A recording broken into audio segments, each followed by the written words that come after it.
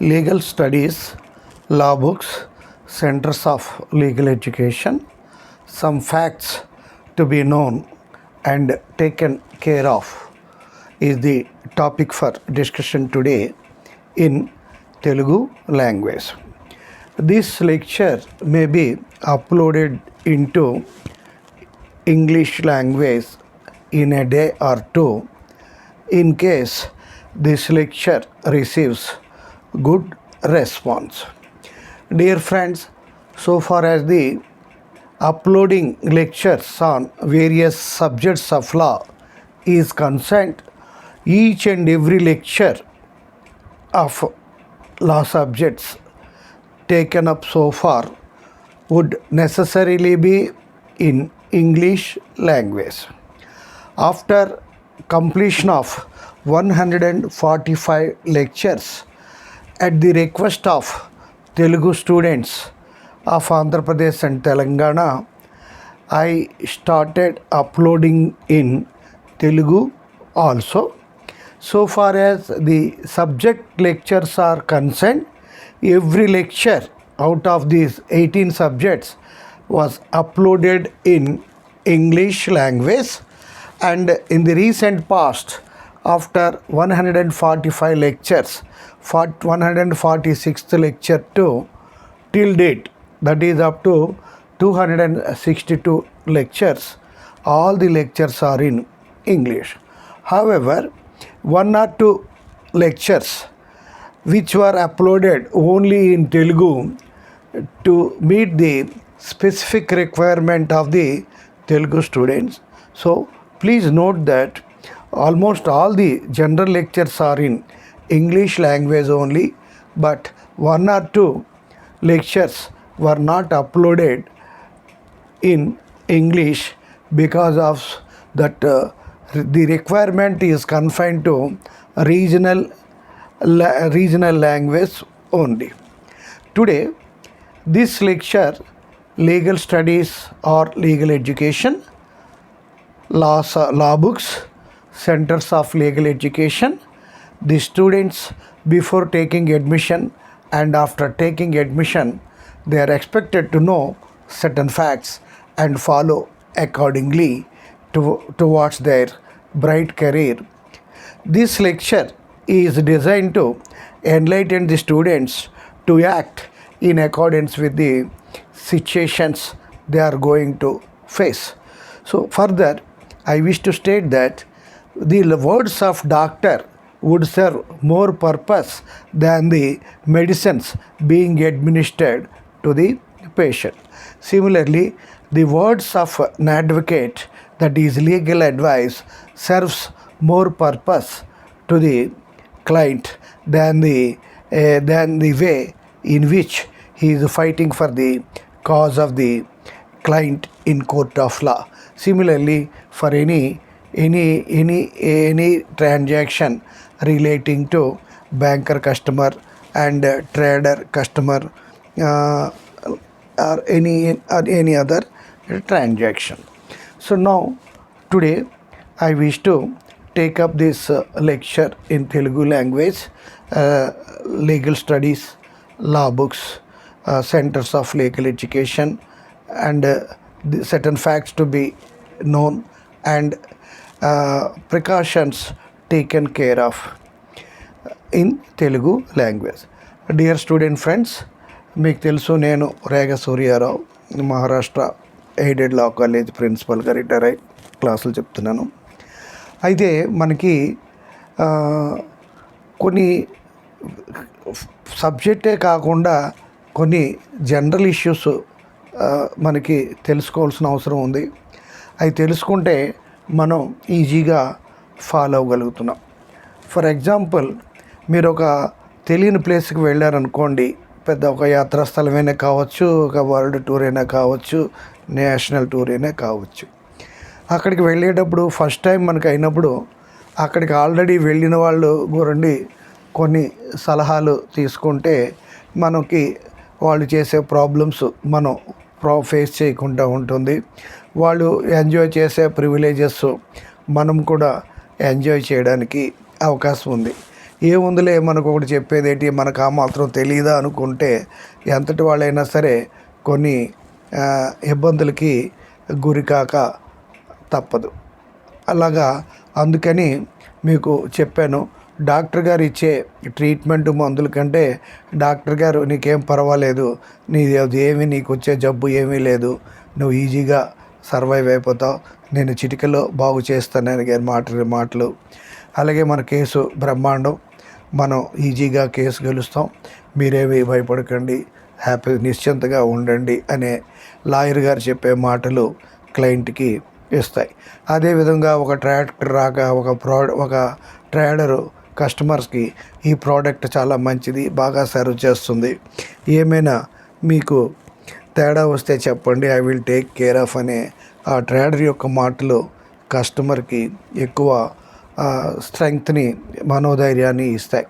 అదేవిధంగా ఈ రేగ సూర్యారావు గారు ఏంటి అప్పుడప్పుడు జనరల్ లెక్చర్లు చెప్పి మనల్ని బోరు కొట్టేస్తున్నారు, మనం పుస్తకాలు మనకు ఆ మాత్రం తెలియదు అని అనుకోకండి. మాకంటే మీకు ఎక్కువ తెలివితేటలు ఉండొచ్చు, కానీ మీకంటే వయసులో పెద్దవాడిని కాబట్టి ఎన్నో రకాల అనుభవాలు జీవితంలో ఎదుర్కొని కష్ట నష్టాలకి గురయ్యాను కనుక మీరు అలాంటి కష్ట నష్టాలకి గురి కాకుండా నన్ను మీ యొక్క శ్రేయోభిలాషిగా, మీ మంచి కోరేవాడిగా కొన్ని మాటలు చెప్తాను.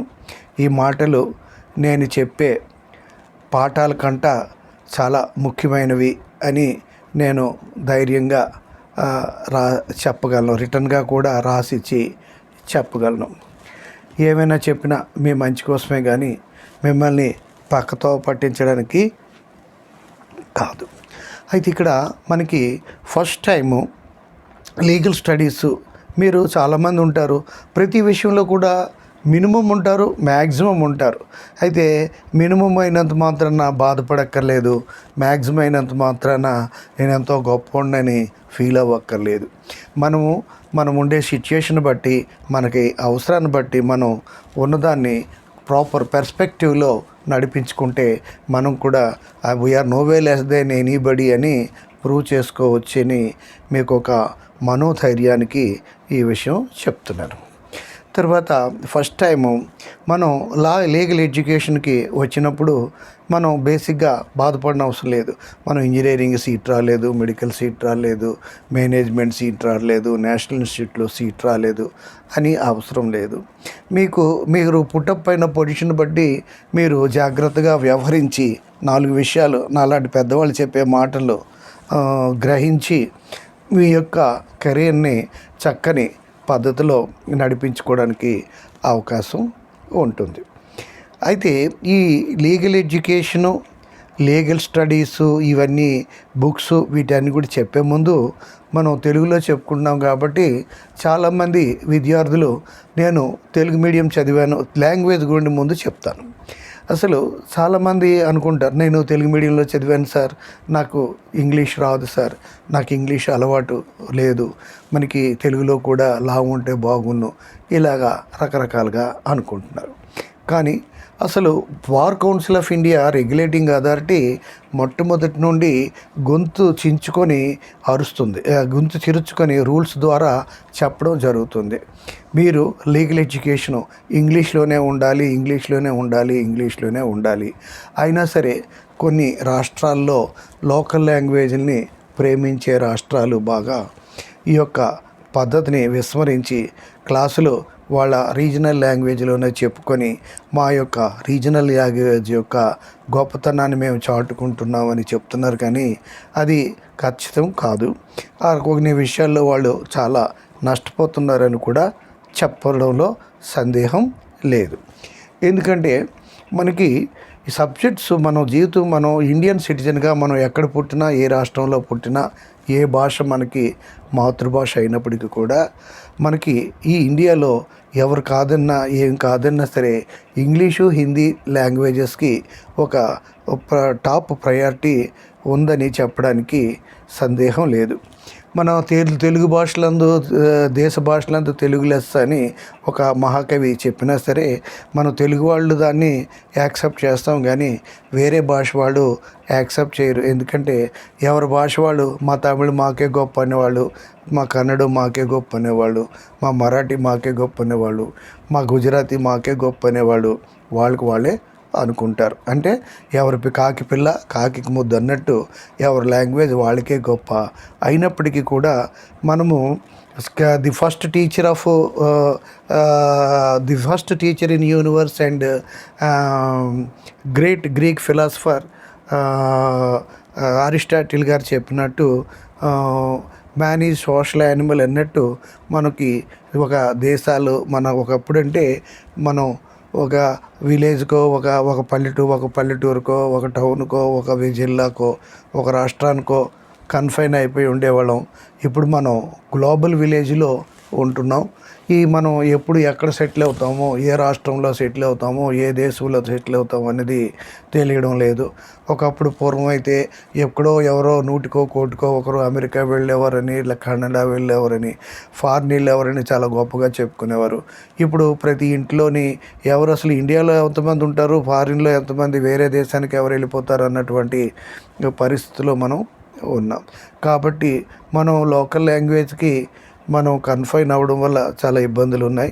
ఆ హిందీ, ఇంగ్లీషు ఆ రెండు లాంగ్వేజెస్లో బాగా నేర్చుకోగలిగితే లోకల్ లాంగ్వేజ్తో పాటు మనం ఎక్కడికి వెళ్ళినా కంఫర్టబుల్గా ఉంటాం. లేనప్పుడు మనకి భాష వచ్చినా మాటలు వచ్చినా మోగవాళ్ళలాగా ప్రవర్తించవలసి వస్తుంది. లేదంటే పక్కవారు ఎవరో ఒకరి యొక్క సహాయం తీసుకోవాల్సి వస్తుంది.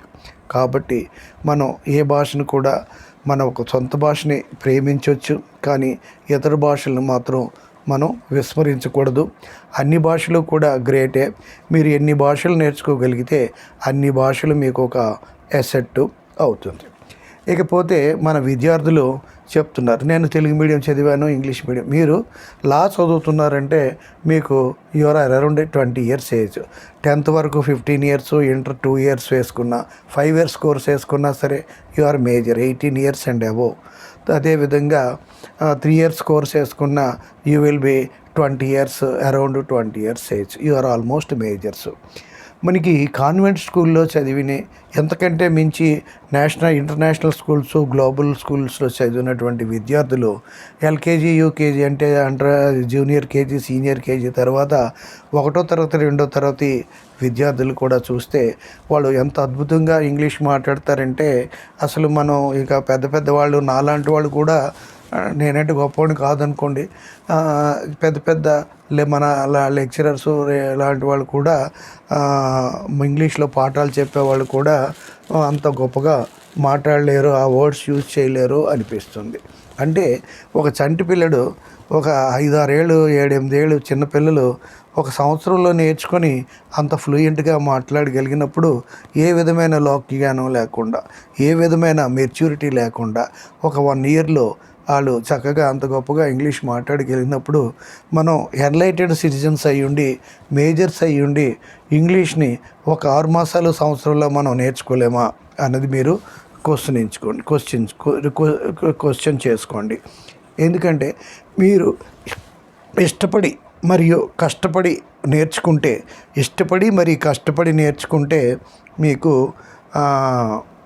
ఏ భాష అయినా మీకు 6 months to 1 yearలో ఈజీగా వస్తుంది, ఈజీగా మాట్లాడుకోగలుగుతారు. మీకు కష్టంగా నేర్చుకోకపోతే తప్పదు అని half హార్టెడ్గా against your will a భాష అయినా సరే నేర్చుకున్నా మీకు అది అవ్వదు, మీకు అది ఒంటికి ఎక్కదు. అదేవిధంగా మీరు ఎన్ని సంవత్సరాలు ప్రయత్నించినా ఒక సిన్సియర్ ఎఫర్ట్ చేయకుండా, సీరియస్గా లాంగ్వేజ్ని తీసుకోకుండా, మీరు లాంగ్వేజ్ నేర్చుకోవాలనే ఉద్దేశం మీకు మనసులో లేకపోతే మీరు ఆ పర్టికులర్ ఏరియాలో ఎన్ని సంవత్సరాలు ఉన్నా సరే ఆ లోకల్ లాంగ్వేజ్ని మీరు నేర్చుకోలేరు. దీనికి నేను ఒకే ఎగ్జాంపుల్, నా పర్సనల్ ఎగ్జాంపుల్ చెప్తున్నాను. నేను 9th 10th చదివినప్పుడు Vizag Saint Anthony's high school near green park today, then hotel Apsara opposite court. అక్కడ 9thలోని 10thలోని మా టీచర్సు సబ్జెక్ట్ ఇంగ్లీష్ టు ఇంగ్లీషే చెప్పేవారు. నాకు ఒక్క ముక్క కూడా అర్థమయ్యేది కాదు. క్లాస్కి వెళ్ళి విన్న ఉపయోగం లేదని అలాగా తల పట్టుకొని అలాగా పట్టించుకునేవాడిని కాదు. ఏదో ఆలోచించి ఏదో చేసేవాడిని. ఎందుకు? చెవిటోడు ముందు శంఖం. నాకు ఒక్క ముక్క కూడా ఇంగ్లీష్ రాదు. కానీ ఆ 9th 10thలోనైనా ఇతను ఎలా చెప్తున్నారు ఇంగ్లీషు, ఒక సందర్భంలో ఎలాగని కొంచెం శ్రద్ధపడి వినుంటే కొంతలో కొంతైనా అర్థమై ఉండేది. మనకి ఈ లాంగ్వేజ్ రాదులే మనకి ఎందుకని పట్టించుకోకుండా ఉండడం. నాకు 9th 10thలో వాళ్ళు మా టీచర్సు, మా హెడ్ మాస్టర్ 10thలో ఇంగ్లీష్ చెప్పారు. వాళ్ళు ఏం చెప్పినా నాకు అసలు అర్థం కాదు అని నేను అసలు చాలా ఏది చదివినా పట్టి అంటే బై హార్ట్ చేసి పరీక్షలో రాయడమే తప్ప ప్రాక్టికల్గా ఒక సెంటెన్స్ కూడా నాకు అర్థమయ్యేది కాదు. అదే ఇంటర్మీడియట్కి వచ్చేసరికి పోయిటరీకి ఒక టీచరు, ప్రోజ్కి ఒక టీచరు, నాన్ టేల్స్, గ్రామర్కి ఒక టీచర్, ఇలాగా డిఫరెంట్ టీచర్స్ వస్తే అందులో 3 టీచర్స్ నాకు అర్థమయ్యేది కాదు. ఒక టీచరు, ఒక నిర్మలా మేడం అని ప్రోజ్కి చెప్పేవారు. ఆవిడ కొంచెం క్లియర్గా ఇంగ్లీషు చెప్తే అది ఫ్రంట్ బెంచ్లో కూర్చుండేవాడిని కనుక అర్థమయ్యేది.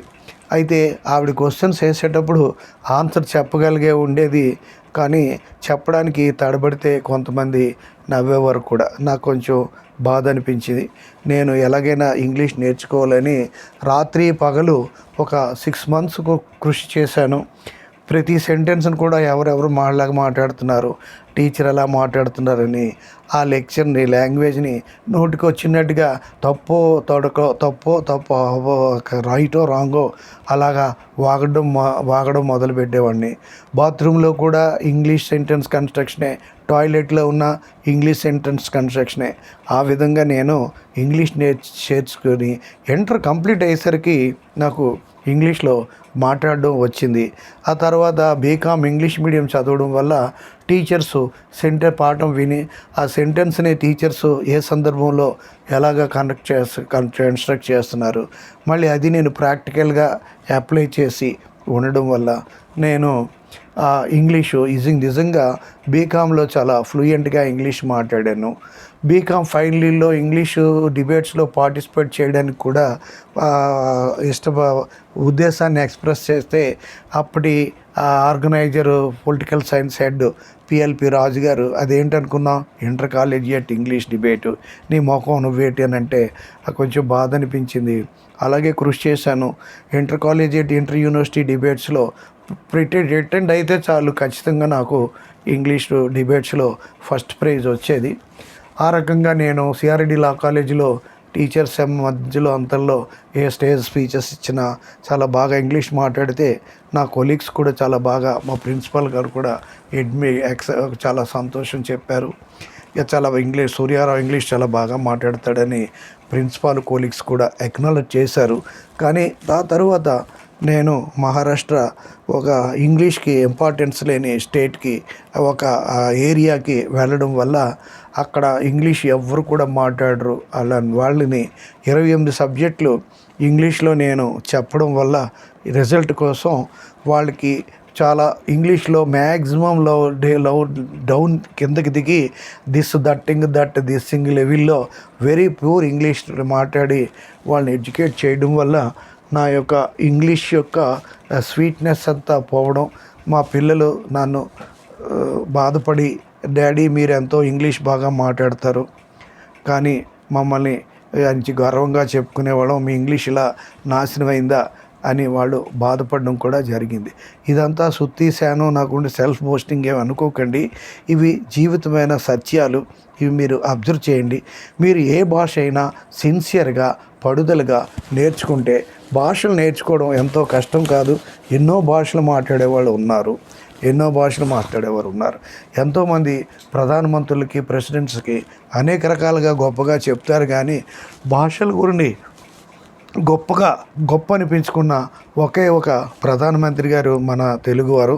అతనే పివి నరసింహారావు గారు. పివి నరసింహారావు గారి నుండి చాలా అతను చేసే కంట్రిబ్యూషను, అతనికి ఉన్నటువంటి టాలెంట్ అన్నిటికంటే అతని గుండి చాలా గొప్పగా దేని గుండి చెప్పారంటే ఆయన బహుభాషా కోవిదుడు, అన్ని భాషలు అనర్గళంగా మాట్లాడగలరు, ఏ రాష్ట్రం వెళ్తే ఆ రాష్ట్రం యొక్క భాషలో మాట్లాడగలరని పివి నరసింహారావు గారి గురించి చాలా గొప్పగా గ్రేటెస్ట్గా చెప్పుకునేది ఏంటంటే అతను అన్ని భాషలు మాట్లాడగలరు ఇండియాలో అనేది అతని యొక్క ప్రధానమంత్రి పోస్ట్ కంటే ఎక్కువ గొప్పగా చెప్పుకొని ప్రధానమంత్రి అయ్యే మాట గొప్పగా చెప్పే కంటే అతను అన్ని భాషలు అద్భుతంగా మాట్లాడగలిగినది ఎక్కువగా విజువలైజ్ అయిందని నేను చెప్తున్నాను. కాబట్టి పిల్లలు ఏంటిది నాకు ఇంగ్లీష్ ఎందుకు, తెలుగు ఉంటే బాగుండు కదా అలా అని ఇప్పుడు అనుకోకండి. ఇంగ్లీష్ని కొంచెం కృషి చేయండి. నేను చెప్పే లెక్చర్సు ఇంగ్లీష్ తర్వాత ఇంగ్లీష్ చెప్తున్నాను, ముందు తెలుగు విని వెంటనే ఇంగ్లీష్ వినండి, మీకు ఇంగ్లీష్ బాగా డెవలప్ అవుతుంది. ఇంగ్లీషు చందమామ ఇంగ్లీష్ ఉంటే ఇంగ్లీష్ చందమామ తెలుగు చందమామ వెంటనే కొని అది ఇంగ్లీషు తర్వాత తెలుగు చదవండి. అదేవిధంగా తెలుగు పేపరు ఇంగ్లీష్ పేపరు కరస్పాండింగ్గా ఉంటాయి. ఆంధ్రప్రభ, ఇండియన్ ఎక్స్ప్రెస్ లాగా అలా చదవండి. లేదంటే ఈనాడు, డెక్కన్ క్రానికల్ లాగా ఒకే publisher same papers local language English papers చేసినప్పుడు ఇందులో లాంగ్వేజ్ మ్యాటర్ అందులో ఉంటుంది. అలాగా మీరు ఇంగ్లీష్ని చేయొచ్చు. పెద్దవాళ్ళు ఇంగ్లీష్ మాట్లాడే వాళ్ళ మాటలు చూసి వాళ్ళు సెంటెన్స్ ఎలా కన్స్ట్రక్షన్ చేస్తున్నారో చూసుకొని దాన్ని మీరు వెంటనే ప్రాక్టీస్ చేస్తే మీకు మీరు ఇంగ్లీష్లో మాట్లాడుకొని ఒకటిలో ఎవరు ఏ సబ్జెక్ట్ ఎలా మాట్లాడుకుని తెలుసుకుంటే మీకు ఆ లాంగ్వేజ్ ఈజీగా వస్తుంది. అదే కాకుండా మీరు ఒక విద్యార్థిగా, మీరు ఒక సిటిజన్గా మీకు ఇంగ్లీష్ మాట్లాడడం రావాలి, హిందీ మాట్లాడడం రావాలి, తర్వాత లోకల్ లాంగ్వేజ్ ఎలాగా వస్తుంది. అయితే మీ లోకల్ లాంగ్వేజే హిందీ అయితే ఉంటే మీకు ఒక బర్డెన్ తగ్గినట్టే అనుకోండి. ఎక్కడ ఏ ఏరియాలో మీరు ఉంటే ఆ ఏరియాలో ఆ లాంగ్వేజ్ని, ఏ రాష్ట్రంలో ఉంటే ఆ రాష్ట్రంలో ఆ లాంగ్వేజ్ని నేర్చుకోవడానికి ప్రయత్నించండి. మీకు అది ఎంతో బాగా ఉపయోగపడుతుంది. ఎందుకంటే ఒక భాష అదే మీరు ఒకే విలేజ్లోనో ఒక టౌన్లో ఉంటాం, మనకి వేరే వెళ్ళడము మనకి ఏది అవసరం లేదు అనుకుంటే మీ లోకల్ లాంగ్వేజ్ తోటే అయిపోవచ్చు. మన తెలుగు రాష్ట్రాల్లో మాత్రం తెలుగు మీడియంలో లా ఎగ్జామ్స్ రాయొచ్చు అనేటువంటి సిచ్యుయేషను అంత ఈజీగా రాదు. అయితే కొన్ని రాష్ట్రాల్లో మాత్రం లోకల్ లాంగ్వేజ్లో పరీక్ష రాయొచ్చు అని చెప్పారు. అలాగే మహారాష్ట్రలో మరాఠీ లాస్కి వాళ్ళు తెలుగు మరాఠీలో రాయొచ్చు, కర్ణాటకలో కన్నడలో రాయొచ్చు, కొన్ని రాష్ట్రాల్లో హిందీలో పరీక్ష రాయొచ్చు, జ్యుడిషియల్ సర్వీస్ ఎగ్జామ్స్ కూడా హిందీలో పరీక్ష రాయొచ్చు అనేటువంటి వచ్చాయి. కానీ మన తెలుగులో అంత ఈజీగా తెలుగులోనే లా ఎగ్జామ్స్, జ్యుడిషియల్ ఎగ్జామ్స్ రాయొచ్చు అనేటువంటిది మనకు ఉండదు. ఎందుకంటే ఇంగ్లీష్ని బాగా ప్రేమించే అతి కొద్ది రాష్ట్రాల్లో మన తెలుగు రాష్ట్రాల్లో ఒకటని గుర్తుంచుకోండి. లాంగ్వేజ్ గురించి ఎంత ఎక్కువగా చెప్పి సుత్తి కొట్టాను అనుకోకండి. నెక్స్ట్ లీగల్ స్టడీస్ అంటే ఏంటంటే మనం 10th వరకు కామన్గా సబ్జెక్ట్స్ ఉంటాయి. 10th తర్వాత 11th స్టాండర్డ్ లేదా ఇంటర్కి వచ్చేసరికి మనకు ఒక టర్నింగ్ పాయింట్ ఉంటుంది. ఆర్ట్స్ గ్రూప్లో చదవాలా, ఆర్ట్స్లో చదవాలా, కామర్స్లో చదవాలా, సైన్స్లో చదవాలా. మళ్ళీ సైన్స్లో అయితే physical sciences, mathematics, biological sciences, mathematics అని ఉంటాయి. కాబట్టి హిస్టరీ, ఈ సోషల్ సైన్సెస్ గ్రూప్స్ ఒకరు వాటికి ఎంఏలు, ఎంకామ్లకు వెళ్ళిపోతారు. తర్వాత ఈ సైన్సెస్ గ్రూప్స్కి వచ్చేసరికి బీఎస్సీ, ఎంఎస్సీ, ఇంజనీరింగు, మెడికల్ అటువైపు వెళ్ళవలసిన వాళ్ళు ఈ సైన్సెస్ గ్రూప్స్ తీసుకుంటారు. అయితే ఈ కొన్ని ఒకప్పుడు 7th ఫార్మ్ అనేది ఉండేది, 12th స్టాండర్డ్. అది చేసిన వాళ్ళు మెడికల్, ఇంజనీరింగు రెండింటికి ఎలిజిబుల్. అలాగే కొన్ని ఇప్పుడు 11th స్టాండర్డ్, 12th స్టాండర్డ్ ఉన్నటువంటి స్కూల్స్లో ఏ గ్రూప్ అని, బి గ్రూప్ అని, అయితే ఓన్లీ బయలాజికల్ సైన్సెస్ లేదా ఫిజికల్ సైన్సెస్, తర్వాత ఎంపీసీ గ్రూపు, బైపీసీ గ్రూప్ అని ఉంటాయి. రెండు కలిపి అంటే ఏబి అని ఉంటుంది. అయితే ఆ క్యాండిడేటు ఆ 12th స్టాండర్డ్ అయ్యాక మెడికల్ ఎంట్రన్స్కి రాయవచ్చు, ఇంజనీరింగ్ ఎంట్రన్స్ కూడా రాయొచ్చు. కొన్ని గ్రూపులు మాత్రం మెడికల్ ఎంట్రన్స్కే వెళ్ళొచ్చు, కొన్ని గ్రూపులు ఇంజనీరింగ్ ఎంట్రన్స్కే వెళ్ళొచ్చు. ఈ విధంగా గ్రూప్స్ ఉంటాయి. కనుక అవి అలా అది మనకి అదే తెలుగులా ఏ గ్రూప్ వాళ్ళైనా సరే మన లాలో 5 ఇయర్ లాలో చేరొచ్చు. ఇంజనీరింగ్ వాళ్ళైనా మెడికల్ వారైనా వాళ్ళు 12th స్టాండర్డ్ పాస్ అయితే చాలు, మనం 5 ఇయర్ ఇంటిగ్రేటెడ్ కోర్స్ లాలో వీళ్ళు చేరొచ్చు. అదే మనకి 12th స్టాండర్డ్ అయ్యాక 5 ఇయర్స్ లా ఇంటిగ్రేటెడ్ కోర్సు చేయడం ఒక రకంగా మంచిది ఈ 3 ఇయర్ కోర్స్ కంటే.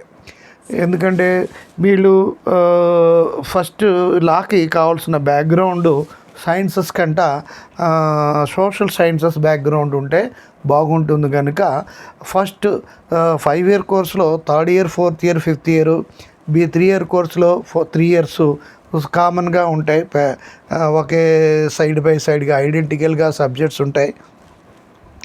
5 ఇయర్ ఇంటిగ్రేటెడ్ కోర్సులో ఫస్ట్ 2 ఇయర్స్ సోషల్ సైన్సెస్ ఉంటాయి, ఇంగ్లీషు, హిస్టరీ, ఎకనామిక్స్, సోషియాలజీ వంటి సబ్జెక్ట్స్ ఉంటాయి.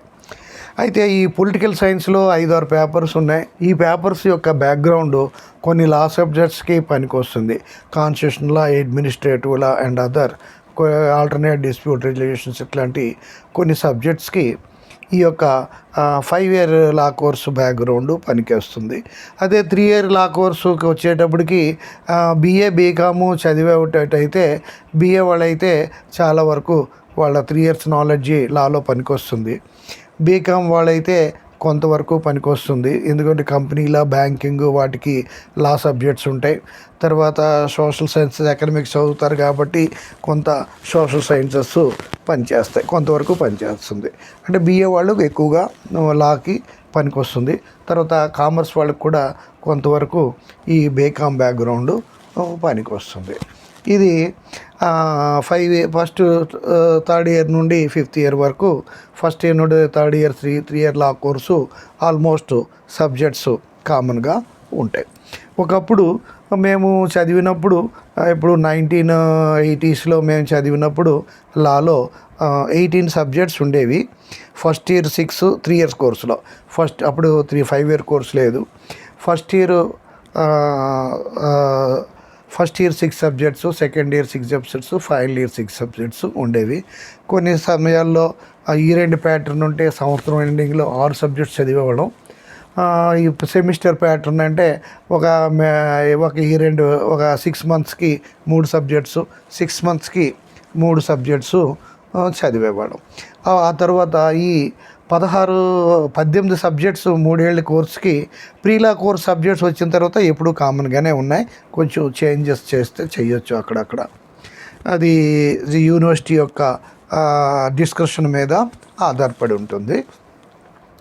అది ఇక్కడ మనకి ఈ ఈ ఈ ఒకప్పుడు బిఫోర్ 1999-2000 అకాడమిక్ ఇయర్కి ముందు ఈ 18 సబ్జెక్టులు ఉండేవి, 3 ఏళ్ళకి 3 ఆర్లు. 1999-20కి వచ్చేసరికి 1999-2000 అకాడమిక్ ఇయర్ నుండి ఈ 18 సబ్జెక్ట్స్కి ఇంకో 10 సబ్జెక్టులు కలిపి 28 సబ్జెక్టులుగా పెంచారు. 2008 నుండి ఇంకో 2 సబ్జెక్టులు పెంచారు, 30 సబ్జెక్టులు పెంచారు. అయితే ఈ తర్వాత ఈ క్రిమినల్ లేబర్ లా అని ఒక పేపర్ ఉండేది, 2 పేపర్లుగా చేశారు. ఈ 2008 1919-2000 తర్వాత ఇది కాన్స్టిట్యూషన్ లా అని ఒక సబ్జెక్టుగా చెప్పేది, కాన్స్టిట్యూషన్ లా 1, కాన్స్టిట్యూషన్ లా 2 అని 2 సబ్జెక్టులుగా చెప్పారు. అయితే ఈ క్రిమినల్ లా 1ని ఐపీసీ, క్రిమినల్ లా 2ని సిఆర్పిసిగా ఎప్పుడు కూడా అవి ఉన్నాయి, వాటిలో పెద్ద చేంజెస్లో. లేబర్ లా 1, లేబర్ లా 2ని ఇలాగా ఒక సబ్జెక్ట్గా ఉన్న లేబర్ లాని 2 సబ్జెక్ట్స్గా చేశారు. అంటే ఈరోజు మీరు లా చదవాలి అంటే సుమారు 30 సబ్జెక్టులు చదవాలి. దానికి తోడు మళ్ళీ అప్పుడు 18 సబ్జెక్టులు ఉన్న రోజుల్లో ఒక సబ్జెక్టు ప్రాక్టికల్ ట్రైనింగ్ ఉండేది. అది మూట్ కోర్ట్ అని, కోర్ట్ అబ్జర్వేషన్ అని, ఇలాగా జైల్ విజిట్ ఇలాంటివి ఉండేవి. ఒక 100 మార్క్స్ అంటే 18+90, ఒక సబ్జెక్ట్ 100 మార్క్స్కి 19 మార్క్స్ వైవావసితో కలిపి మాకు 19 మార్క్స్ ఉండేవి. 19 సబ్జెక్ట్స్ ఉండేవి. ఇప్పుడు మనకి 30 సబ్జెక్ట్స్ ఎగ్జామ్స్ రాయాలి. దానితో పాటు ఎక్స్ట్రా కొంత కోర్ట్ అబ్జర్వేషను, జైల్ విజిట్ ఇట్లాంటి ప్రాక్టికల్ ట్రైనింగ్ కూడా, మూట్ కోర్టు ఇలాంటి ప్రాక్టికల్ ట్రైనింగ్ కూడా ఉంది. అయితే ఇప్పుడు మనకి తెలుసుకునేది ఏంటంటే, మీరు ఇక్కడ మనం ఒక ఇప్పటికే బోర్ కొట్టేస్తుంది, సుత్తు కొట్టేస్తున్నాడు అని అంటారు. అంటే నేను ఇప్పుడు చెప్పి ఒక అరగంట అయింది ఉంటుంది అనుకుంటాను. అరగంట సుమారు 1.5 అవర్ అయింది. అది మనకి బేసిక్గా ఇప్పుడు హ్యూమన్ కంటెన్సీ ఎలా ఉందంటే, ఏదైనా ఒక ముక్కలో చెప్పేయాలి. ఏదైనా ఒక పాఠమైనా 5 నిమిషాలు 10 నిమిషాలు. ఇప్పుడు పాఠాలు చెప్పే వీడియోస్ కూడా 5 నిమిషాలు 10 నిమిషాలు 20 నిమిషాలు చెప్పాలని ప్రేక్షకులు వ్యూవర్స్ కోరుకుంటున్నారు. అలాగే మెజారిటీ టీచర్సు వీళ్ళు 10 నిమిషాలు 20 నిమిషాలు తోటే లెక్చర్ని కంక్లూడ్ చేసేస్తున్నారు. అయితే ఇప్పుడు మనకి ఒకప్పుడు 3 సబ్జెక్టులు సెమిస్టర్కి ఉంటే ఒక 2 పీరియడ్స్ ఒకే టీచర్ వచ్చేవాడు, ఇంకో పీరియడ్కి ఒక టీచర్ వచ్చేవాడు. అంటే ఫస్ట్ పీరియడ్ వచ్చిన టీచర్స్ 2 గంటలని ఒకే క్లాస్గా నాన్ స్టాప్గా చెప్పాల్సి ఉండేది. కానీ వాళ్ళు అనేక రకాలుగా టైంని అటు ఇటుగా మేనేజ్ చేస్తారు కాబట్టి కొంతసేపు మాట్లాడడం, కొంతసేపు బోర్డు మీద రాయడం, కొంతసేపు అటెండెన్స్ తీసుకోవడం, ఇలాంటి వేరే ఇన్సిడెంటల్ టైమింగ్స్ ఉంటాయి కనుక మీకు ఆ 2 అవర్స్ నడిచిపోతుంది. అయితే 3వ పీరియడ్ అంటే ఒకసారి ఆ 3 పీరియడ్లు ఉన్న టైంలోనే 3rd పీరియడ్కి బోర్ కొట్టి చాలామంది వెళ్ళిపోయేవారు. అయితే ఇప్పుడు 5 సబ్జెక్టులు సెమిస్టర్ అనేసరికి 5 సబ్జెక్ట్స్ మనకు ఉండాలి. ఈ 2 సబ్జెక్ట్ అనుకోండి, first 3 days 3 subjects, second 3 days 3 subjects ఉండేవి ఈ 2 ప్యాటర్న్. అదే ఇప్పుడు ఫస్ట్ 3 ఈ 2 ప్యాటర్న్ అనుకోండి, ఫస్ట్ 3 డేస్ సోమ మంగళ బుధ 5 సబ్జెక్ట్స్ను, గురు శుక్ర శని ఇక 5 సబ్జెక్ట్స్ మనకి ఉండాల్సి వస్తుంది. ఇప్పుడు మనకి ఆల్మోస్ట్ ఎక్కడ చూసినా సెమిస్టర్ సిస్టమే ఉండడం వల్ల మనకి ఫస్ట్ టర్మ్ సెమిస్టర్ అంటే ఫస్ట్ ఇయర్ వాళ్ళకి సెకండ్ సెమిస్టర్ అంటారు. అదే 5 ఇయర్ కోర్స్ వాళ్ళకి 3rd సెమిస్టర్ 4th సెమిస్టర్ అంటారు. ఈ రకంగా మనం ఆ నెంబర్ ఆఫ్ సెమిస్టర్స్ అనేకుంటే గుర్తించే కనుకంట ఫస్ట్ టర్మ్ సెమిస్టర్లో 5 సబ్జెక్టులు, సెకండ్ టర్మ్ సెమిస్టర్లో 5 సబ్జెక్ట్స్ ఉంటాయి. కాబట్టి 5 పీరియడ్స్ 5 కొంతమంది అవర్ అంటారు, పీరియడ్ అంటారు, ఫస్ట్ పీరియడ్ సెకండ్ పీరియడ్ అంటారు, కొంతమంది సెకండ్ పీరియడ్ 3rd పీరియడ్ అంటారు, కొంతమంది ఫస్ట్ అవరు సెకండ్ అవరు అని అంటారు. అవర్ అనే పదం కొంతమంది యూజ్ చేస్తారు, పీరియడ్ అనే పదం కొంతమంది యూజ్ చేస్తారు. ఏదైనా ఒకటే. కాబట్టి మనకి ఇప్పుడు ఉన్న 30 సబ్జెక్ట్స్ మనం తెలుసుకోవాలంటే మనం 5 పీరియడ్స్ని వాళ్ళు టైం టేబుల్ వేసి 5 టీచర్సు 5 గంటలు లేదా 5:55 నిమిషాలు లేదా అట్లీస్ట్ 5:50 నిమిషాల చొప్పున రావాల్సి ఉంటుంది, చెప్పవలసి ఉంటుంది. అయితే మాది చాలా స్టాండర్డ్స్ మెయింటైన్ చేస్తాం, అటెండెన్స్ మెయింటైన్ చేస్తాం, మాకు ఇక్కడ ఈ స్ట్రిక్ట్లీ అటెండెన్స్ ఖచ్చితంగా ఫాలో అవ్వాలి, క్లాసులు ఖచ్చితంగా నడపాలి, స్టూడెంట్స్ ఖచ్చితంగా క్లాసులకి అటెండ్ అవ్వాలి అని మంచి స్ట్రిక్ట్ రూల్స్తో ఉన్న ఇన్స్టిట్యూషన్స్లో మీరు 5 గంటలు క్లాసులో కూర్చోవాలి, వినగలిగిపోయినా. అయితే ప్రాక్టికల్గా స్టూడెంటు 3rd పీరియడ్ వరకు వినగలుగుతున్నాడు, 3rd పీరియడ్ కూడా చాలా బోర్ ఫీల్ అయిపోతుంది. అలాగే మనం ఎక్కడ ఈవెన్ ఇంపార్టెంట్ నేషనల్ ఇంటర్నేషనల్ సెమినార్స్లోనైనా ఒక వ్యక్తి 1 అవర్ అనర్గళంగా మాట్లాడితే ఆ తర్వాత బోర్ కొడుతుంది. ఆ లెక్కలో నేను 1 అవర్ పైన లెక్చర్ ఇస్తే చాలామందికి బోర్ కొడుతుంది, అది అని నాకు తెలుసు. కానీ ఆ 1 అవర్ పైన నేను చెప్పకపోతే నేను ఆ సిలబస్ని పూర్తి చేయలేను. ఎందుకంటే అవి టూకీగా చెప్తే కుదరదు. ఎందుకంటే నా యొక్క జీవితాశయం ఈ లాలో ఉన్న సబ్జెక్ట్స్ అన్నీ చెప్పాలి. అవి సివిల్ జడ్జెస్కే కాదు, జిల్లా జడ్జెస్ కూడా ఎగ్జామ్ కూడా ఉపయోగపడాలి. ఒక జిల్లా జడ్జి కోర్స్ అన్నది మాత్రాన పెద్దగా పెరగదండి సబ్జెక్ట్స్. సివిల్ జడ్జెస్ సబ్జెక్ట్సే జిల్లా జడ్జి క్లాసులకు కూడా ఎగ్జామ్స్ కూడా కంటిన్యూ అవుతాయి, ఏడీజే క్లాసులకి. మరి కొన్ని సబ్జెక్టులు కొన్ని ఎనాక్ట్మెంట్స్ పెంచుతారు. ఒక రకంగా సివిల్ జడ్జి ఎగ్జామ్కి ప్రిపేర్ అయినంతగా సీరియస్గా జిల్లా జడ్జి ఎగ్జామ్కి ప్రిపేర్ అవ్వడానికి కష్టం. ఎందుకంటే 7 years అడ్వకేట్గా స్టాండింగ్ ఉన్నవాళ్ళు లేదా 5 ఏళ్ళు జ్యుడిషియల్ ఆఫీసర్గా పనిచేసిన వాళ్ళు జిల్లా జడ్జి ఎగ్జామ్స్కి రాస్తారు కనుక సివిల్ జడ్జి జూనియర్గా ఉన్నవాళ్ళు ఒక ఎల్ఎల్బి ఫ్రెష్గా పాస్ అయిన వాళ్ళు, జూనియర్ అడ్వకేట్సో ఉంటారు కనుక సింపుల్గా ప్రాక్టీస్ ఉన్న వాళ్ళు వీళ్ళకి చదవడానికి ఎక్కువ అవకాశం ఉంటుంది. వీళ్ళు చదివిన టైంలో వీళ్ళు కోచింగ్ సెంటర్కి వెళ్ళి నేర్చుకునే అవకాశం కూడా ఉంటుంది. కానీ ఈ డిస్ట్రిక్ట్ జడ్జి ఎగ్జామ్కి వెళ్ళే వాళ్ళకి వాళ్ళు ప్రాక్టీస్లోనే బిజీగా ఉండొచ్చు, లేదా వాళ్ళ యొక్క జ్యుడిషియల్ ఆఫీస్లో కూడా బిజీగా ఉంటారు. అందువల్ల ఉండరు కనుక ఈ సివిల్ జడ్జి ఎగ్జామ్కి చదివే ఈ సబ్జెక్ట్నే చదివిందే ఇక్కడ చదువుతారు, ఇక్కడ చదివిందే జిల్లా జడ్జి ఎగ్జామ్కి చదవచ్చు. అంతేగాని అది బిఎల్ వాళ్ళకి చెప్పింది మనం చదవడం ఏంటి, సివిల్ జడ్జికి చదివిన వాళ్ళకి మనం చదవడం ఏమి అనుకోవడానికి అవకాశం ఉండదు. వాళ్ళు చదివినంత కూడా మనం చదవడానికి అవకాశం ఉండదు. స్టూడెంట్స్ చదివినంతగా ఈ జడ్జి ఎగ్జామ్కి ప్రిపేర్ అవ్వడానికి వాళ్ళకి అవకాశం ఉండకపోవచ్చు. కానీ దేన్ని కూడా మనం అండర్ ఎస్టిమేట్ చేయకూడదు. ప్రతిదాన్ని దైవంగా భావించి మనం నేర్చుకుంటే మనకి వస్తుంది. తెలుసుకునేటప్పుడు ఈ రేఖ సూర్యగాడు ఇట్రే తొక్కలో గాడు ఈడిపాడడం మనం వినేది అనుకోకండి. కానీ ప్రతిది కూడా నేను మనసావాచ కర్మణ ఒట్టేసి చెప్తున్నాను. నేను ఒక స్టూడెంట్ పాఠం చెప్పడానికి ఎన్నో ఆర్టికల్స్ నెట్లో చూసేటప్పుడు సబ్జెక్ట్స్ని కాకుండా అది ఆ యొక్క 5 year course first year student రాసే ఆర్టికల్ని కూడా నేను ఎంతో త్రికరణ శుద్ధితో ఆ ఆర్టికల్ని తీసుకొని తనని నా గురువుగానే నేను భావిస్తాను. నేను ఒక ఆర్టికల్ ఒక నెట్లో చూశాను అంటే ఆ యొక్క ఆర్టికల్ రాసిన వ్యక్తి నాకు గురువుతో సమానమని ఈ సభాముఖంగా నేను శిరస్సు వంచి చెప్తున్నాను. ఎవరిని మనం ఈ నాలెడ్జ్ అనేది ఎప్పుడు ఎవరికి ఎక్కువ ఎవరికి కాదు. మీకు ఎన్నో విషయాల్లో మీకు ఉంటుంది నాలెడ్జ్, పరిచయం నాకు ఉండదు. కానీ నాకు వచ్చని నా లెవెల్లో నాకు ఉంది.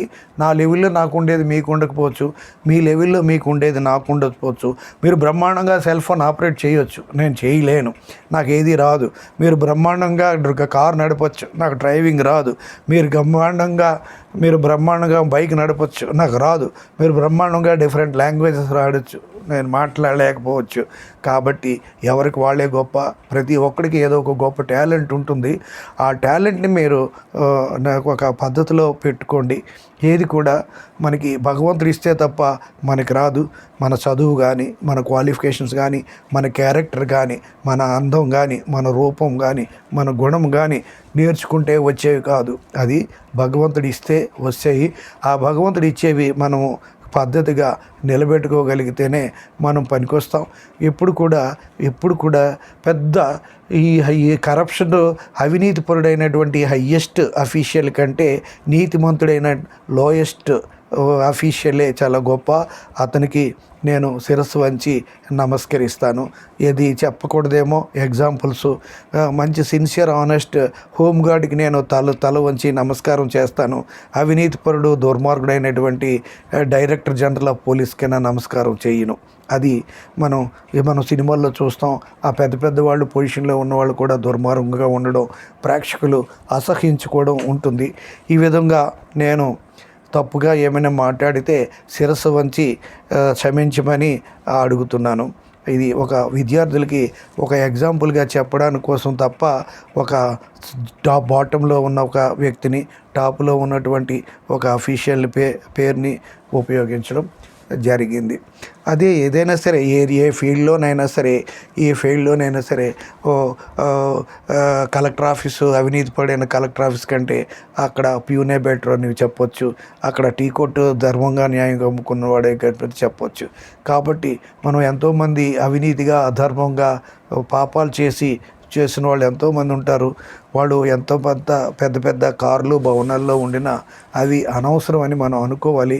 మనకి లేవు అని మనం అనుకోకూడదు. మన ధర్మంగా న్యాయంగా ఉంటే మనమే గొప్పవాళ్ళం అవుతాం. ఉదాహరణకి దాసరి నారాయణరావు గారు మీకు చెప్పాను అది ముందు. 7 అంతస్తుల మేడ అనే సినిమా తీశారు. 7 అంతస్తుల మేడ అంటే పూర్వం 7 అంతస్తుల మేడ అంటే అది టాలెస్ట్ బిల్డింగు, ఎంతో హైలీ లగ్జూరియస్ యంత్రభవనంతో సమానం 7 అంతస్తుల మేడ అంటే. ఇప్పుడు 70 అంతస్తులు ఇంకా పైన, 100 అంతస్తులు ఇంకా పైన కడుతున్నారు. ఆ లెక్క వేరు. 7 అంతస్తుల మేడ అంటే అత్యంత ఉన్నతమైనటువంటి లగ్జూరియస్ భవనం అని చెప్పొచ్చు. అయితే భార్యాభర్తలు అనురాగంగా అన్యోన్యంగా గుడిసెలో ఉన్నా సరే అది 7 అంతస్తుల మేడ, 7 అంతస్తుల భవనం అనే ఆయన చెప్పారు. అదేవిధంగా భార్యాభర్తలు అనురాగంగా అన్యోన్యంగా తాగే గంజి నీళ్ళు అంటే వాటర్ ఆఫ్ రైస్, అది ఒక వడ్డించిన ఇస్త్రీ, అనేక రకరకాల కూరలు రకరకాల పిండి వంటలతో వడ్డించిన ఇస్త్రీ అని చెప్పారు. మీకు ఈ సినిమా కావాలనుకుంటే యూట్యూబ్లోనే గూగుల్ కానీ మైక్ టచ్ చేసి అడిగితే 7 అంతస్తుల మేడ directed by Dasa Narayana Rao, Akkineni Nageswararao hero అని కొడితే మీకు ఆ సినిమా వస్తుంది. అది చూస్తే తెలుస్తుంది. ఇవన్నీ చెప్తే కొంచెం ట్రెడిషనల్గా ఉంటాయి అని మీరు అనుకోవచ్చు, కానీ కొంచెం ఇవి జీవిత సత్యాలు. మీరు ఇది తెలుసుకోండి. ఆ విధంగా ఈ సబ్జెక్ట్స్ ఎక్కువగా సబ్జెక్టు మనం ఇప్పుడు రేఖ సూర్యారావు చెప్పిన లెక్చరు 1 అవర్కి పైగా ఉంది, బోరు గీరు అని వదిలేస్తున్నారే. కానీ అదే క్లాసులో 5 గంటలు కూర్చోవాలి, 5 పీరియడ్స్. మరి 5 గంటలు 5 పీరియడ్స్ కూర్చోగలిగినప్పుడు ఇక నేను చెప్పే గంటన్నర క్లాస్ని వినడంలో మీకు నష్టం లేదని చెప్తున్నాను. ఒకవేళ మీరు వినలేకపోతే అంచెలంచెలుగా నా లెక్చర్ని వినొచ్చు. ఒకసారి సినిమా ఉంటుంది, 2-3 గంటలు ఉంటుంది. సినిమా మొత్తం మనం యూట్యూబ్లోనో ఏదో మనం సెల్ ఫోన్లోనో చూడలేం. గంట అరగంట చూస్తాం, ఏదో పని మీద డైవర్ట్ అవుతాం. ఆ మిగిలిన సినిమాను అప్పుడప్పుడు ఎలా చూస్తామో అలాగే ఈ వీడియోని తీసుకోండి. అదేవిధంగా నేను చెప్తాను, మన వీడియోలు గంట పైన ఉంటే డేటా అయిపోతుందని కొంతమందికి ఫీలింగ్ ఉండేవాళ్ళు ఉంటారు. కాబట్టి ఆ డేటా ప్రాబ్లం లేకుండా డౌన్లోడ్ చేసుకొని 10 మందికి పంచుకోండి. ఈరోజు నా యొక్క ఈ వీడియోస్ 18,000 సుమారు 300 దగ్గరలో ఉన్నాం. In a day or two 18,300 subscribers. ఇండైరెక్ట్గా లక్షల మంది ఈ నా సబ్జెక్ట్స్ని ఉపయోగిస్తున్నందుకు చాలా ఆనందంగా ఉంది. ఈ విధంగా నాకు సహాయ సహకారాలు అందించిన మీకు మీ అందరికీ పేరున ధన్యవాదాలని తెలియజేస్తున్నాను. నేను ఈ విధంగా ఈ సబ్జెక్ట్ని ఏదో మిమ్మల్ని చెయ్యాలని, నేను ఎప్పుడు ఎలా ఉన్నానో తెలియదు, కానీ ఆఫ్టర్ రిటైర్మెంట్ మాత్రం నేను కంప్లీట్గా యోగిలాగా మారి నా జీవితం మొత్తం ఈ లీగల్ ఎడ్యుకేషన్కి అంకితం చేయాలనేటువంటి సీరియస్ సంకల్పంతో ఉన్నానని భగవంతుడి మీద ప్రమాణం చేసి చెప్తున్నాను. ఈ సర్వీస్ వల్ల నాకు ₹1 కూడా అవసరం లేదు. ఎప్పుడైనా యూట్యూబ్లో ఒక $100 వస్తే ఏదో చారిటీకి ఇచ్చేస్తాను తప్ప, నాతో పాటు నా అనంతరమైనా నా పిల్లలు అదే పని చేస్తారు. అందులో ఒక పైసా కూడా మేము ముట్టుకోము. ఎందుకంటే ₹1 తీసుకున్నది అది కమర్షియల్ అవుతుంది, సర్వీస్ అవ్వదు అనేది ఫండమెంటల్ ప్రిన్సిపల్. నేను సిఆర్ఈడి లా కాలేజీలో 18 సంవత్సరాలు చదివినప్పుడు 28 సబ్జెక్టులు వేలాది మందికి పరీక్షల్లో ఈ అడ్మిట్ అయిన తర్వాత ఎక్కడెక్కడికో వెళ్ళిపోయి పరీక్షల్లో హాల్ టికెట్ తీసుకోవడానికి వచ్చి సబ్జెక్ట్ ఏదో తెలీదు, క్లాస్ ఏదో తెలియదు. ఇప్పుడు ఈ టైంలో మనకి మంచివాడైతే ఈ ఒక్క రోజులో సబ్జెక్ట్ చెప్పే దేవుడు అని కొంత మంచివాళ్ళు చెప్పేవారు. చెడ్డవాళ్ళు మిస్యూస్ అయితే మనకు ఒక్క రోజుల్లో సబ్జెక్ట్ చేసే బకరాగాడు ఎవరని చెప్పేవారు. ఏదైనా వాళ్ళు వచ్చేవారు, వీళ్ళు వచ్చేవారు. వచ్చిన వాళ్ళకి ఎవరికి కాదనకుండా కష్టపడి మా ఇల్లంతా నిండిపోయేది. అలాగా 18 సంవత్సరాల్లో స్టార్టింగ్ ఇయర్స్ కాకపోయినా 5 ఏళ్ళు టీచింగ్ ఎక్స్పీరియన్స్ వచ్చిన తర్వాత నేను ఒక 10 సంవత్సరాలకు పైగా ఈ సబ్జెక్టులు అన్ని పరీక్షల్లో అన్నీ కూడా ఈవినింగ్ 6 o'clock నుండి 10:30 వరకు 11 o'clock వరకు 4-5 గంటలు చెప్పేవాడిని. అదేవిధంగా మార్నింగ్ విఐపీలు పెద్ద ఆఫీసర్స్ వచ్చేవారు, మార్నింగ్ వాళ్ళకి చెప్పేవాడిని. నా కాలేజీకి రావక్కర్లేదని ప్రిన్సిపాల్స్ నన్ను చేసేవారు, వాళ్ళకి పాఠాలు చెప్పండి ఇంట్లోని. ఆ విధంగా అప్పటి ప్రిన్సిపాల్స్ నన్ను కోఆపరేట్ చేశారు. ఆఫ్టర్నూను ఇన్విజిలేషన్కి మాత్రం ఫార్మల్గా వెళ్ళేవాడిని, కానీ నేనేమి ఇన్విజిలేషన్ బాగా చేయలేను, ఎవరు కాపీ కొట్టినా చూడలేనని పక్క ఇన్విజిలేటర్ అన్ని చూసేవాడు. నేను మాత్రం ఎడిషనల్ షీట్స్ మాత్రం అందించేవాడిని. ఆ యొక్క ఎగ్జామ్ టైంలో కూడా సాయంకాలం క్లాస్కి ప్రిపేర్ అయ్యేవాడిని. ఇది దేవుడి మీద పొట్టేసి చెప్తున్నాను. ఈ విధంగా నేను చేశాను కాబట్టి అక్కడ ఏవి రూపాయి ఆశించకుండా చేసినప్పటికీ ఒక 5 to 10 మాత్రం మాకు సంవత్సరం పొడుగునా స్పూన్ ఫీడింగ్ ఇవ్వాలని ట్యూషన్గా చెప్పించుకొని సబ్జెక్ట్కి ₹100 కూడా ఇచ్చారు. నేను అలా గొప్పవాడిని, డబ్బులు తీసుకోలేని కూడా అనడానికి లేదు. ఆ విధంగా మా కొలీగ్స్ ఏమైనా ఉంటే ఇడే డబ్బులు తీసుకోలేదు, అబద్ధాలు ఆడుతున్నాడు అని అంటారు. కానీ అలా తీసుకున్నాను. ఎంతో కొంతమంది ఒక 10-15 మంది మ్యాక్సిమం ఉంటారు ఇన్ని సంవత్సరాల్లో. మిగతా అందరికి కూడా ఫ్రీ సర్వీసే చేశాను కొన్ని వేల మందికి. అంతేకాకుండా ఇంకొకటి ఏంటంటే ఈ విధంగా నేను అది చేశాను, కానీ అది ఏది మనకి ఊరికనే పోదండి అనిపించడానికి కారణం తర్వాత నోట్స్లు రాయగలగడం జరిగింది. ఈ నాలెడ్జ్తో నోట్స్లు రాయడం వల్ల బుక్స్ రాయగలిగింది. ఆ బుక్స్ అంతా పెద్ద పుస్తకాలు అయినాయి. ఈ రకంగా అనేక రకాలుగా నేను ఆఫ్టర్ ఆల్ ఒక ప్రైవేట్ కాలేజీలో అన్ఎయిడెడ్ ప్రైవేట్ టీచర్గా ఉండి స్టార్ట్ అయిన నేను ఈరోజు కంట్రీ వైడ్గా ఎంతోమందికి నేను గుర్తున్నాను, నన్ను ఐడెంటిఫై చేశారు. కాబట్టి ఆ రోజు ₹1 తీసుకోకపోయినా విలువలు కట్టలేని పేరు ఈరోజు నేను సంపాదించాను. కాబట్టి ఇవన్నీ సెల్ఫ్ కాదండి, ప్రాక్టికల్. కొన్ని విషయాలు చెప్తే కానీ తెలియదు, దాన్ని సెల్ఫ్ బోస్టింగ్ అనకూడదు. నాతో కొన్ని ప్రత్యేకంగా నాకు కొన్ని అద్భుతాలు ఉన్నాయి. ఆ అద్భుతాలు కానీ నేను చెప్తే కానీ తెలియవు, దానికి సెల్ఫ్ బోస్టింగ్ అని అనకూడదు. ఎందుకంటే మనకి ధర్మసూత్రాల్లో 2 ఫండమెంటల్ ప్రిన్సిపల్స్ ఉన్నాయి: ఆత్మస్తుతి, పరనింద. ఆత్మస్తుతి అంటే మనం గొప్ప చెప్పుకోకూడదు. పరనింద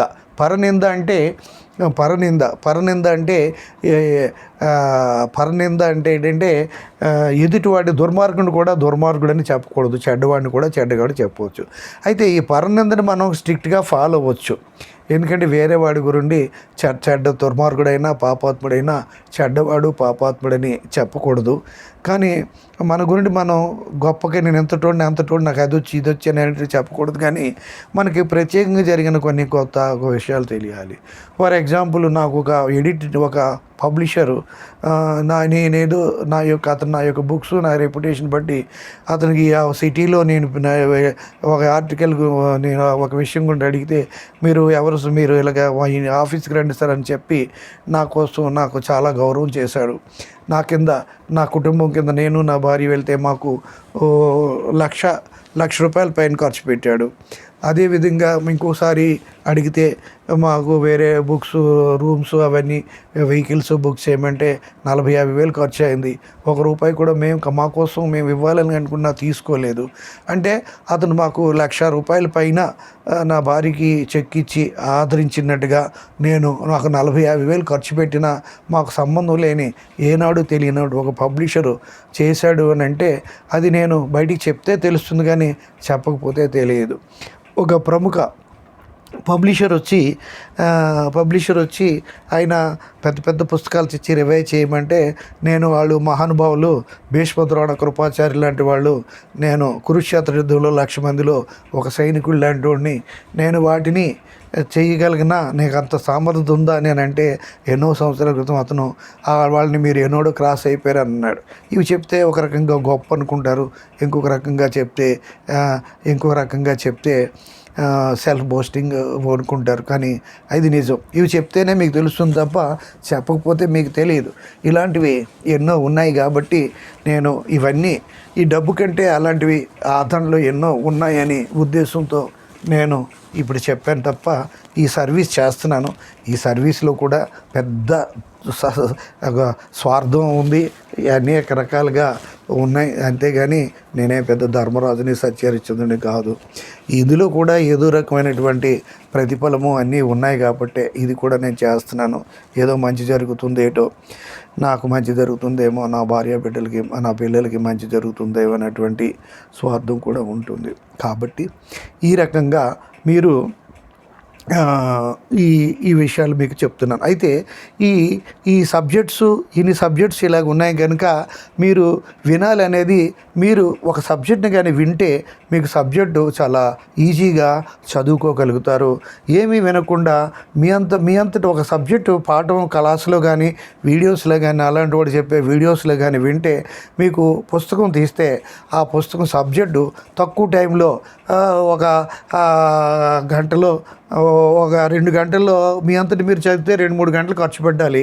ఆల్రెడీ సబ్జెక్ట్ పాఠం విన్నారనుకో, మీరు 1 గంటలోనే ఆ కంటెంట్ని అర్థం చేసుకోగలుగుతారు. అంటే ఇప్పుడు వినడానికి మీరు ఒక అరగంట ఖర్చు పెడితే రేపు చదివేటప్పుడు 2-3 గంటలు సేవ్ చేయగలగవచ్చు అని నేను చెప్తున్నాను. కాబట్టి మనకేముందిలే, మనం చదువుకోవచ్చులే, మనకు పాఠం వినేది ఏంటని లా వాళ్ళకి, సోషల్ సైన్సెస్ వాళ్ళకి ఒక రకమైనటువంటి ఫీలింగ్ ఉంది. కానీ ఆ ఫీలింగు వాళ్ళంతటా వాళ్ళు చదువుకోవచ్చు, తప్పులేదు. కానీ అందువల్ల వాళ్ళు ఎక్కువ అవర్స్ చదవలసి వస్తుందని చెప్తున్నాను. కానీ మీరు ఒక క్లాస్లో కానీ పాఠం విన్నా, ఒక వేరే నెట్లో ఉన్న వీడియోస్ కానీ విని పుస్తకం చదివితే మీకు ఆ పుస్తకం చాలా ఈజీగా అర్థమవుతుంది. కాబట్టి ఇలాగా టీచింగ్ అనేది, కోచింగ్ అనేది కంపల్సరీ, అది పనికిరాదు అనడానికి వీలు లేదు, అది వేస్ట్ అనడానికి వీలు లేదు. అయితే ఇక్కడ ఈ లీగల్ స్టడీస్కి సంబంధించి ఏమిటంటే, మన స్టూడెంట్స్ చాలామంది నాకు మెడికల్ సీట్ రాలేదు, ఇంజనీరింగ్ నేషనల్ ఇన్స్టిట్యూట్లో సీట్ రాలేదు, అది రాలేదు, ఇది రాలేదు, 3 years కోర్స్ అయితే నాకు MBA సీట్ రాలేదు, అలాగ బాధపడుతూ ఎందులో సీట్ రాలేదని లాలో చేరాము అని అనుకోవచ్చు. కానీ మీరు కష్టపడి చదివితే ఈ లాలో మీరు బ్రహ్మాండంగా షైన్ అవ్వచ్చు.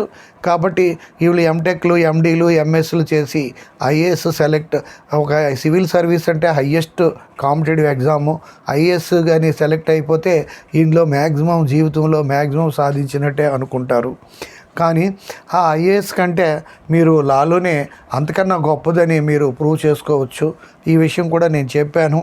మీరు ఒక IAS 35 years అండ్ ఎక్సెప్షన్స్లో ఇంకా ఎక్కువ ఉంది. జిల్లా జడ్జికి, అడిషనల్ డీజీకి, జిల్లా జడ్జికి 35 years, ఆ కమ్యూనిటీని బట్టి ఎక్స్ట్రా ఏజ్ లిమిట్ ఉంది. ఛాన్సెస్లో కూడా వేరియస్ రూల్స్, రెగ్యులేషన్స్ ఉన్నాయి. అయితే 35 ఏళ్ళు అనేసరికి అక్కడ సివిల్ ఇటు ADJ అయితే, ADJ అంటే అడిషనల్ డిస్ట్రిక్ట్ జడ్జి సెలెక్ట్ అయితే, మీరు ADJగా సెలెక్ట్ అయితే మీరు హయ్యెస్ట్గా కష్టపడితే మీరు చీఫ్ జస్టిస్ ఆఫ్ ఇండియా వరకు వెళ్ళొచ్చు. అదే సివిల్స్లో వేస్తే మ్యాక్సిమమ్ స్టేట్ లెవెల్లో చీఫ్ సెక్రటరీ, సెంట్రల్ లెవెల్లో క్యాబినెట్ సెక్రటరీ వరకు చెప్పాను. అక్కడ మీరు IAS ఆఫీసర్గా ఒక మినిస్టర్స్కి అందరికీ సబార్డినేటు. ఇక్కడ మీరు హైకోర్టు జడ్జి అయిన నుండి మీరు గవర్నమెంట్ని ఆర్డర్ చేయొచ్చు, ముఖ్యమంత్రుల్ని, ప్రధానమంత్రులను కూడా ఆర్డర్ చేయొచ్చు. కానీ టెక్నికల్గా ఉంది, ప్రాక్టికల్గా ఎంతవరకు అనేది నేను చెప్పలేను. ప్రత్యక్షంగా ఫేస్ చేసినటువంటి ఆ హైకోర్టు, సుప్రీంకోర్టు జడ్జెస్ వాళ్ళకే తెలియాలి. బట్ పుస్తకాలు ఉన్నది మాత్రం నేను చెప్తున్నాను. ఈ విధంగా ఈ లాని పక్కన పెట్టి ఇవ్వచ్చు. ప్రైమ్ మినిస్టర్ రికమెండ్ చేసి, క్యాబినెట్ కౌన్సిల్ మీటింగ్లో ప్రైమ్ మినిస్టర్ రికమెండ్ చేసి, ప్రెసిడెంట్ అప్రోచ్ చేసినప్పుడు ప్రెసిడెంట్ రూల్ని లోకల్ హైకోర్టులో ఛాలెంజ్ చేస్తే దాన్ని అన్కాన్స్టిట్యూషనల్ అని ఆ హైకోర్టు జడ్జెస్ డిక్లేర్ చేయొచ్చు. ఇలాంటి అద్భుతమైన పవర్స్ ఉన్నాయి. కాబట్టి ఈవెన్ హైకోర్టు జడ్జెస్, IAS ఆఫీసర్ను కూడా మందలించే పరిస్థితులు ఉంటాయి కొన్ని విషయాల్లో. కాబట్టి ఒక పవర్స్ పాయింట్ ఆఫ్ వ్యూలో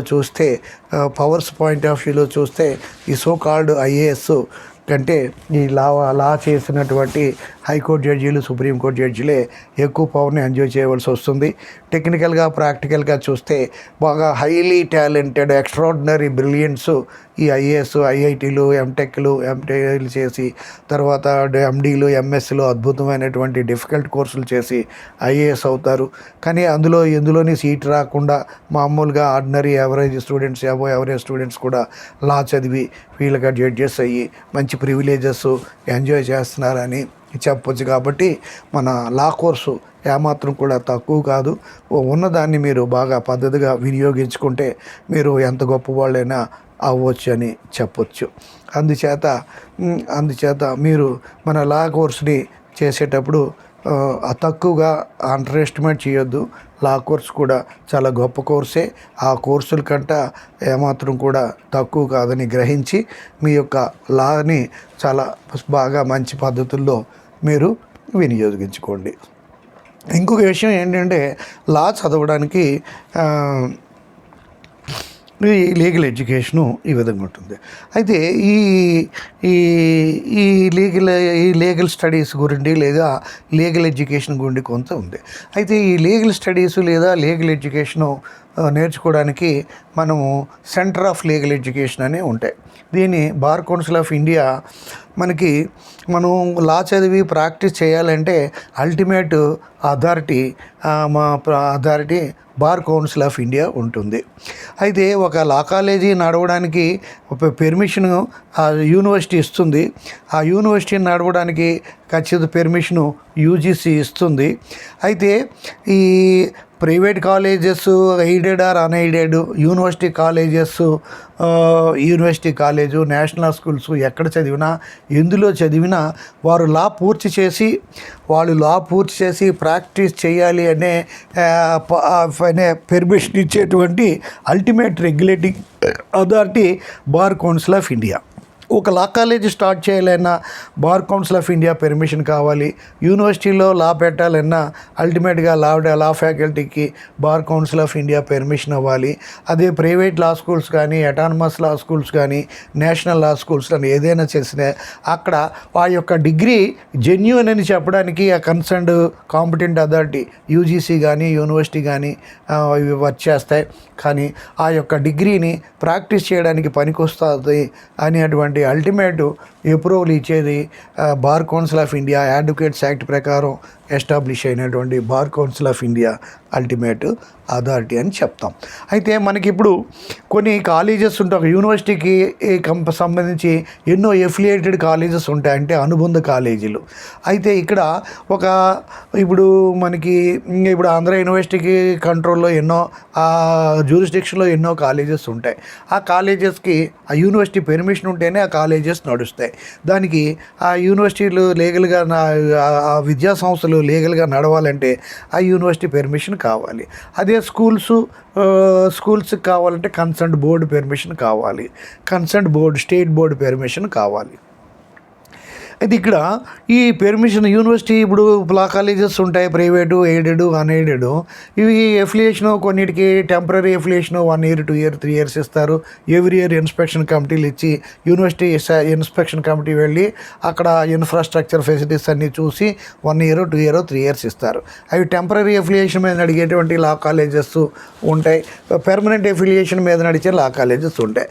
కొన్ని కాలేజెస్కు అన్ని రకాలుగా అన్నీ బాగున్నాయి, ఇంకా దీనికి ఎదురు చూడక్కర్లేదు.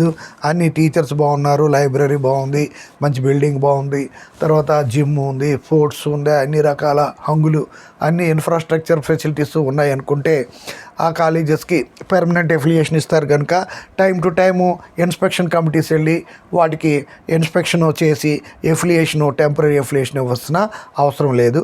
ఆ ఎఫిలియేషన్ కోసం టైం టు టైము ఆ కాలేజ్ మేనేజ్మెంట్స్ ఫీజు కట్టవలసి వస్తుంది యూనివర్సిటీకి. అయితే ఇలాగా పెర్మనెంట్ ఎఫిలియేషన్ అంటూ వచ్చిన తర్వాత మరి ఎవ్రీ ఇయర్ కానీ 3 ఏళ్ళకి ఒకసారి కానీ ఎఫిలియేషన్ టైం అయిపోయిన తర్వాత ఫ్రెష్గా పే చేయడానికి వీల్లేదు. అలాగే ఇలాగ యూనివర్సిటీలు ప్రైవేట్ కాలేజీలు ఎలాగ చేస్తున్నాయంటే ఆ యూనివర్సిటీలకు ఆ పవర్ రావాలంటే యూజీసీ వాటిని రికగ్నైజ్ చేయాలి. ఆ యూజీసీ కానీ రికగ్నైజ్ చేయకపోతే ఆ యూనివర్సిటీ డిగ్రీ వేస్ట్. అలాగే మనకి ఒక అడ్మిషన్ తీసుకునేటప్పుడు ప్రిన్సిపాల్స్ దగ్గర ఒక లిస్ట్ ఆఫ్ కాలేజెస్ ఉంటాయి.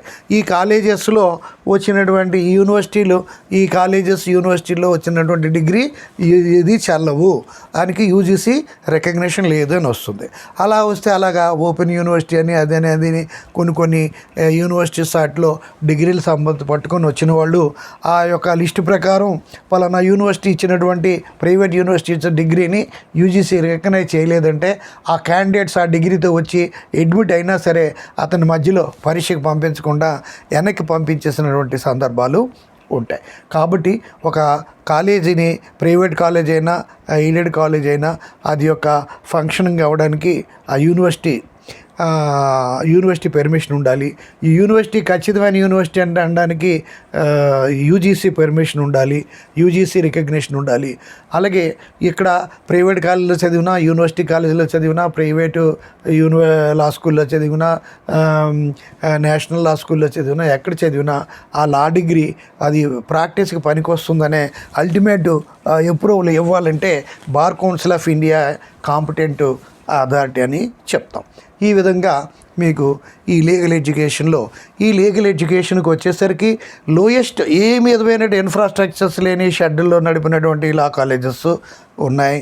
పెద్ద ఇంద్రభవనాలు లాంటి స్టార్ హోటల్స్ లాంటి బిల్డింగ్స్లో లా కాలేజెస్ నడిపినటువంటివి కూడా ఉన్నాయి. అసలు లోకల్ లాంగ్వేజ్ తప్ప ఇంగ్లీష్ ఏమీ తెలియదు, ఐఎమ్ వెరీ పూర్ అనే లా స్టూడెంటు ఉన్నారు. తర్వాత ఇంగ్లీషు 1వ తరగతి 2వ తరగతిలోనే టీచర్స్ని మించి దంచేసినటువంటి లా స్టూడెంట్స్ కూడా ఉన్నారు.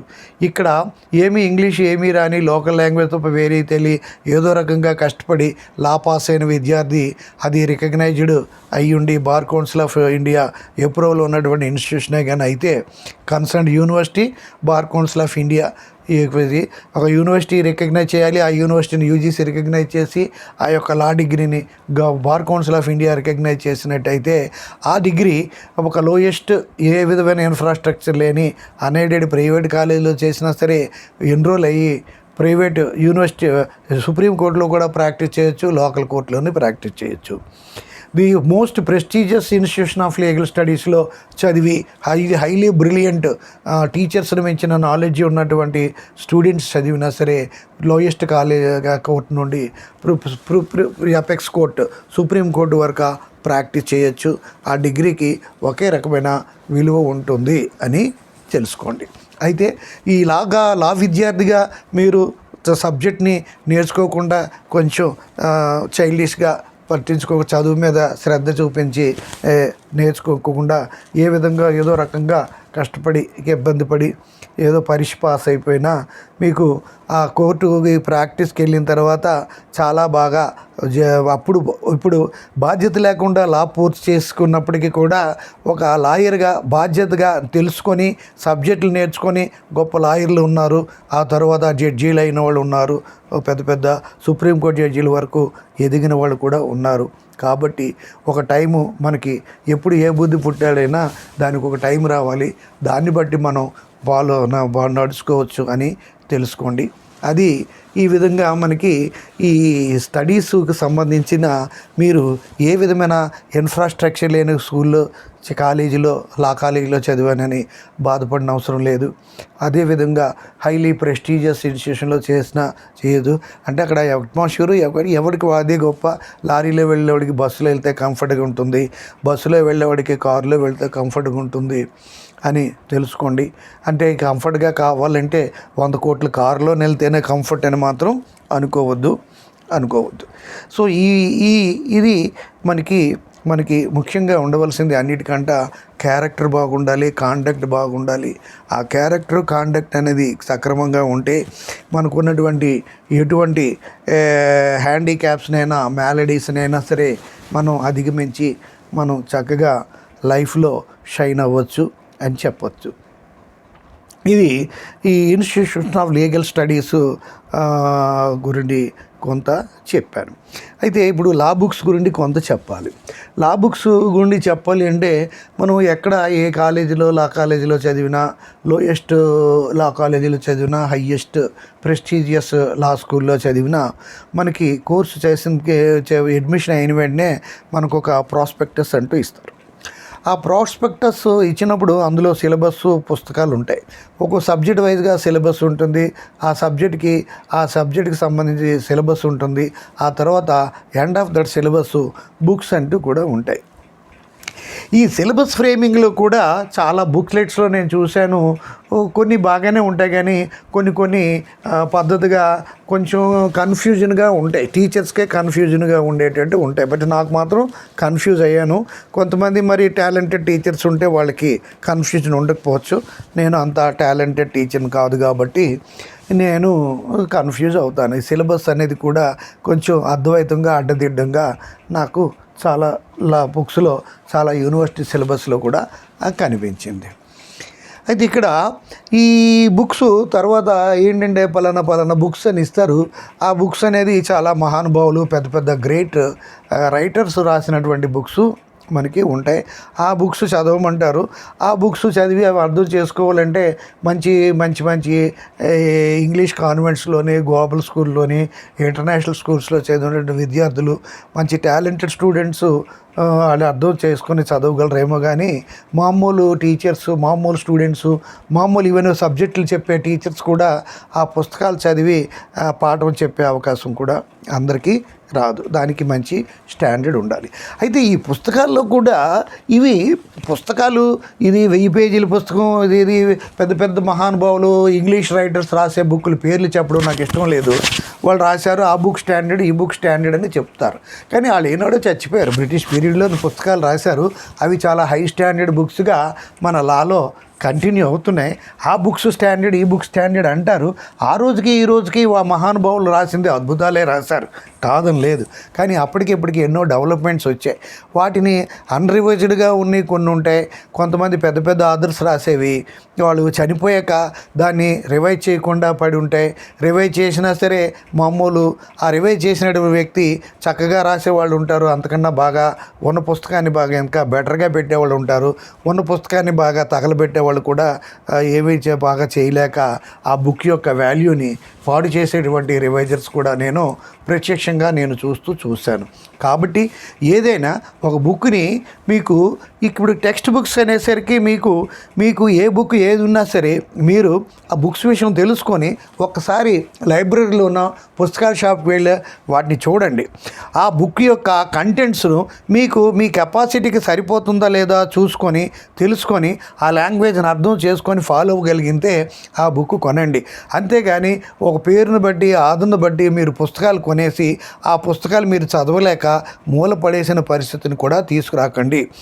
ఏ పుస్తకం అయితే మీ కెపాసిటీకి సరిపోతుందో, ఏ పుస్తకం అయితే మీ నాలెడ్జ్కి సరిపోతుందో, ఏ పుస్తకం అది నా పుస్తకమే చదవమని అనొద్దు. నా పుస్తకాలైనా సరే మీకు అర్థం కాకపోతే, మీకు కనెక్ట్ అవ్వకపోతే నా పుస్తకాలైనా మీరు చదవద్దు. నా పుస్తకాలైనా మీరు చూసినప్పుడు చదివినప్పుడు ఈ పుస్తకం కరెక్ట్గా కనెక్ట్ అయింది, మీకు ఆ పుస్తకం నీకు అర్థం అవుతుంది, ఆ వాల్యూమ్ మీకు సరిపోతుంది అన్నప్పుడే చదవండి. మీకు 100 పేజీల వాల్యూమ్ అయితే 100 పేజీలు చదవండి. 1000 పేజీలు చదివితే 1000 పేజీల పుస్తకమే చదవండి. అది స్ట్రిక్ట్లీ యాజ్ పర్ మీ యొక్క కెపాసిటీని బట్టి చూసుకోండి. మనం షాప్కి వెళ్తాము, 10 లక్షల రూపాయలు చీర సూటు ఉంటుంది, 100లో ఉంటుంది.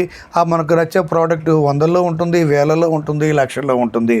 అయితే మనకున్న కెపాసిటీని బట్టి 100లో అయితే 100, 1000 అయితే 1000, లక్షలు అయితే లక్షలు ఎలా కొంటామో అదే మీ యొక్క పుస్తకాన్ని కూడా మీరు చూసేటప్పుడు మీ యొక్క కెపాసిటీని బట్టి, మీ యొక్క అండర్స్టాండింగ్ కెపాసిటీని బట్టి మీరు ఆ పుస్తకాన్ని కొనండి తప్ప ఈ ఆధర్ను బట్టి ఒక గ్రేటెస్ట్ ఆథర్స్ ఉన్నారు. ఆ పుస్తకాలు ఆథర్స్ ఈనాడు చచ్చిపోయారు. వాటిని రివైజ్ చేసేవాళ్ళు ఎవరు? ఆ పుస్తకాన్ని టైం టు టైము రివైజ్ చేస్తున్నారా లేదా ఓల్డ్ కంటెంట్స్ తోటి ఓల్డ్ ప్రింట్అవుట్స్ చేసేస్తున్నారా చూసుకోండి. ఆ ఓల్డ్ ప్రింటెంట్స్ 25 ఏళ్ళు, 30 ఏళ్ళు, 50 ఏళ్ళు, 100 ఏళ్ళ క్రితం కూడా పుస్తకాలు అలాగే రీప్రింట్లు చేసి అమ్మేస్తారు. కానీ అవి మీరు చూస్తే కంటెంట్స్ బాగోవు. కానీ ఇది ఆ పుస్తకాలు వెళ్ళిపోవడానికి కారణం ఏంటంటే బేసిక్గా స్టూడెంట్స్లోనే పెద్ద బొక్క, వీడికి ఏంటి తెలియదు, వీడికి ఇంగ్లీషే రాదు, ఇంగ్లీషే అర్థం అవ్వదు, కానీ ఏదో పుస్తకాలు చెప్పారు కదా అని కొనేస్తాడు, చూస్తాడు, అది చదవలేడు. కాబట్టి మనకున్న స్టాండర్డ్ని బట్టి ఇప్పుడు స్పోర్ట్స్ బైక్ ఉంటుంది, ఎన్నో లక్షలు ఉంటుంది, స్కూటీ ఉంటుంది. నీకు స్కూటీ నడపగలవా, చిన్న మోటార్ సైకిల్ నడపగలవా, స్పోర్ట్స్ బైక్ నడపగలవా అని నీ దగ్గర డబ్బు ఉందని స్పోర్ట్స్ బైక్ పరిచి యాక్సిడెంట్ అయితే ప్రాణానికే ప్రమాదం. ఆ విషయాన్ని మాత్రం మీరు చూసుకోండి. మన యొక్క రిక్వైర్మెంట్ అది మీకు ఆల్రెడీ చెప్పాను. 10 లక్షల కారు 10% సాటిస్ఫాక్షన్ ఇస్తే 10 కోట్ల కారు 1000% సాటిస్ఫాక్షన్ ఇవ్వదు. అదేంటంటే జస్ట్ ఒక 100% అనేది పర్సెంటేజ్ అంటే 100% వరకు ఉంటుంది. 100% దాటి 0.001 కూడా ఎక్కువ ఉండదు. అంతే. ఇలాగా మనకి 200-300 రూపాయలు ఫ్యాస్టిక్ కుర్చీలో కూర్చున్నా కంఫర్ట్గానే ఉంటాం. బాల్కనీలో చూసుకొని వ్యూస్ చూసుకొని, అలాగే లక్షలు విలువ చేసే ఫోమ్ బెడ్స్, ఫోమ్ సోఫాస్లో కూర్చున్న కంఫర్ట్గానే ఉంటుంది. అది మన యొక్క ఫీలింగ్స్ని బట్టి ఉంటుంది.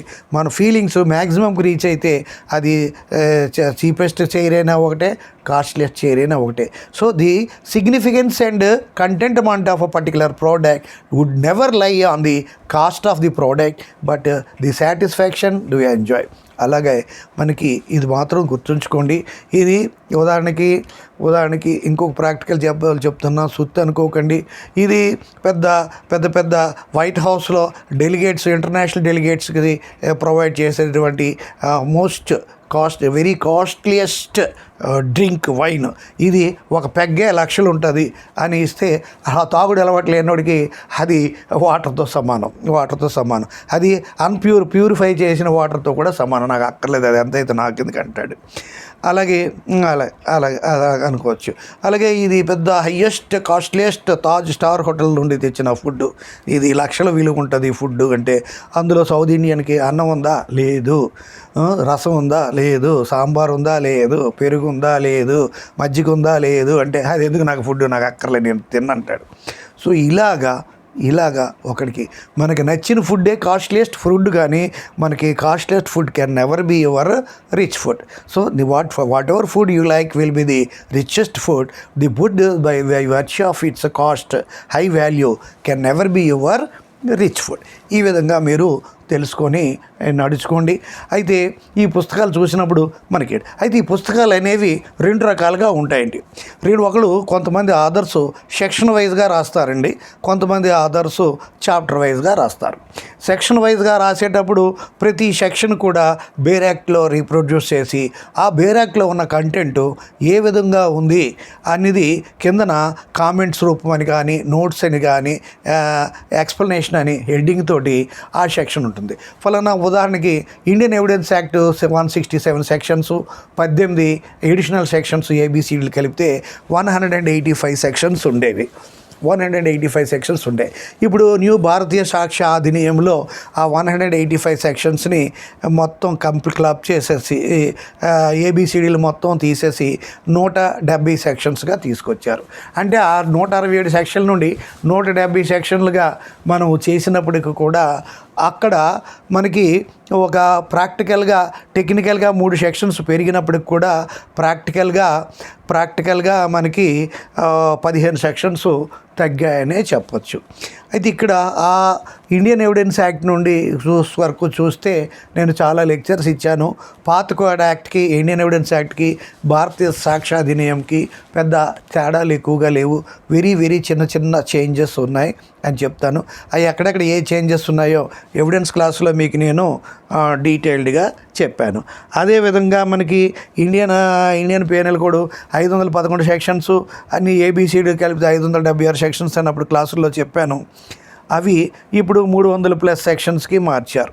అదే క్రిమినల్ ప్రొసీజర్ కోడ్ ఒరిజినల్గా 1898లో కోడిఫై అయింది, 1973లో రీకోడిఫై అయినప్పుడు సేమ్ టైటిలే పెట్టారు.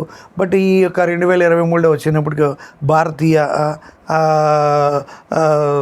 సురక్షా సాగరిక అని కొంచెం కొత్త నేమ్ పెట్టారు. ఇందులో ఈ యొక్క 500 పైగా సెక్షన్స్ పెంచారు. అయితే ఈ యొక్క ఎవిడెన్స్కి వచ్చేసరికి టెక్నికల్గా 3 సెక్షన్లు పెంచారు, ప్రాక్టికల్గా 15 సెక్షన్స్ తగ్గించారు. ఇండియన్ పీనల్ కోడ్కి వచ్చేసరికి టెక్నికల్గా సెక్షన్స్ నెంబర్స్ బాగా తగ్గించారు. సిఆర్పిసికి వచ్చేసరికి టెక్నికల్గా సెక్షన్స్ బాగా పెంచారు. కాబట్టి ఏం చెప్పినా కొన్ని ఫండమెంటల్ ప్రిన్సిపల్స్ ఏ లాని కోడిఫై చేసినా ఒకప్పటి బ్రిటిష్ పీరియడ్లో ఉన్న పెద్ద మహానుభావులు, అతిరథ మహారథులు ఎన్నో విషయాలైనటువంటి న్యాచురల్ లాస్ని, ధర్మ సూత్రాలని ఎన్నోటినో తీసుకొని వడపోసి అనేక రకాలుగా కష్టపడి సంవత్సరాల తరబడి వాటిని రివైవ్ చేసి ఎంతోమంది అతిరథ మహారథుల యొక్క ఒపీనియన్స్, హైకోర్ట్స్, సుప్రీం కోర్ట్స్, అదేవిధంగా లాయర్స్, జడ్జెస్ వీళ్ళందరి యొక్క ఒక ఒపీనియన్ తీసుకొని వాళ్ళ యొక్క కామెంట్స్ని లెక్కలోకి తీసుకొని రివైజ్ చేసి అల్టిమేట్గా ఆ యాక్ట్స్ని ఇండియన్ పీనల్ కోడ్ కానీ, ఇండియన్ ఎవిడెన్స్ యాక్ట్ కానీ ఇలాగా ఎన్నో acts second law commission, third law commission టైంలో మనకి 2 వచ్చే యాక్ట్స్ అవి మనకి ఇండియాలో మనం వాడుతున్నటువంటి యాక్ట్స్ 200 సంవత్సరాల పైన ఉన్నటువంటి యాక్ట్స్ ఈరోజు కూడా ఉన్నాయి. వాటిని మనం భారతీయ సాక్ష్యాధినియం వాటిలో రివైజ్ చేసినప్పటికి కూడా చాలా వరకు అవే కంటెంట్స్, అదే క్రీము మనకి ఉంటుంది. అయితే మనకు ఉన్నటువంటి ఈ సోషియో ఎకనామిక్ చేంజెస్ వల్ల ఈ ఎలక్ట్రానిక్ వరల్డ్ మనకి వచ్చిన తర్వాత కొన్ని మనకి లైఫ్ స్టైల్ మారిన తర్వాత, సోషలాజికల్ చేంజెస్ వచ్చిన తర్వాత దేవుడి commensurate to the socio economic changes, cultural changes, డెవలప్మెంట్స్కి వీటిని గుర్తు పెట్టుకొని కొన్ని చేంజెస్ అన్నీ చేయడం తప్పనిసరి అయ్యి చేశారు. అంతకుమించి మనకి basic principles, basic norms, basic subject ఆ 3 పాత యాక్ట్లో ఏటి ఉందో అవే కూడా ఇప్పుడు కూడా ఉన్నాయి. దీనివల్ల ఈ యొక్క సెక్షన్స్ అయిన మార్చడం వల్ల కొంతవరకు పెద్ద పెద్ద వాళ్ళు కూడా కన్ఫ్యూజ్ అయ్యి కంపేరిటివ్ స్టేట్మెంట్లు చూసుకోవాల్సి వస్తుంది. ఈ పెద్ద పెద్ద ఎక్స్పీరియన్స్డ్ పీపుల్ కూడా, లాయర్లు, జడ్జెస్ కూడా. ఎందుకంటే ఐపీసీలో ఒక సెక్షను, ఇప్పుడు సంహితలో ఒక సెక్షను, ఎవిడెన్స్లో ఒక సెక్షను. ఎవిడెన్స్కి సాక్ష్యాధినేయంకి పెద్ద ఎక్కువగా తేడా లేవు, కానీ ఐపీసీ, సిఆర్పీసీకి వచ్చేటప్పటికి సెక్షన్స్లో చాలా తేడాలు వచ్చాయి. కాబట్టి ఇవి అలవాటు ఇవ్వడానికి కొన్ని సంవత్సరాలు పడుతుంది, ఫ్యూచర్లో అలవాటు పడుతుంది. కాబట్టి ఇక్కడ ఈ ఓవరాల్గా ఈ యాక్ట్స్ని అమెండ్ చేయడం అనేది చాలా కష్టం. ఒకసారి గూగుల్లో చూసినట్టయితే 6,790 ఇంచుమించు 7,000 ఎనాక్ట్మెంట్స్ ఉన్నాయి బ్రిటిష్ పీరియడ్ నుండి. అలాగా బ్రిటిష్ పీరియడ్స్ మన ఇండియాలోని వాళ్ళు ఎంత 180 ఎన్నో లెజిస్లేషన్స్ వాళ్ళు పాస్ చేశారు. పార్లమెంట్లో 242 బిల్స్ పెండింగ్లో ఉన్నాయి. ఈ గవర్నమెంట్ వెబ్సైట్స్ ప్రకారం చూస్తే 890 సెంట్రల్ లెజిస్లేషన్స్ ఉన్నాయి. ఇండియా మనకి కాన్స్టిట్యూషన్ వచ్చిన తర్వాత, ఇండిపెండెన్స్ వచ్చిన తర్వాత 891 లాస్ ఇండియన్ పార్లమెంట్ పాస్ చేసినట్టు, ఇంకా 242 లెజిస్లేషన్స్ సంబంధించి బిల్స్ పెండింగ్లో ఉన్నట్టు. తర్వాత ఈ బ్రిటిష్ పీరియడ్ వచ్చిన తర్వాత మనకి కూడా వీళ్ళు కూడా సుమారు 180 ఎన్నో లాస్ వీళ్ళు ప్రిపేర్ చేస్తున్నట్టు. ఈ సెంట్రల్ స్టేట్ లాసు ఎన్నో వందల సంఖ్యలో, వేల సంఖ్యలో ఉన్నాయి. అవి కరెక్ట్ ఇన్ఫర్మేషన్ లేదని కూడా గూగుల్లో చెప్పారు. ఇలాగా ఎన్ని లాస్ ఉన్నా సరే, సెంట్రల్ లాస్ అయినా, బ్రిటిష్ టైంలో లాస్ అయినా, సెంట్రల్ లాస్ అయినా సరే, లోకల్ లాస్ అయినా సరే, స్టేట్ లెజిస్లేచర్స్ పాస్ చేసిన లాస్ అన్నీ కూడా ఇంగ్లీష్ టైటిల్స్తోనే మనకి ఉన్నాయి. కానీ మనం ఇంగ్లీషు ఎనాక్ట్మెంట్స్కి అలవాటు పడ్డాం.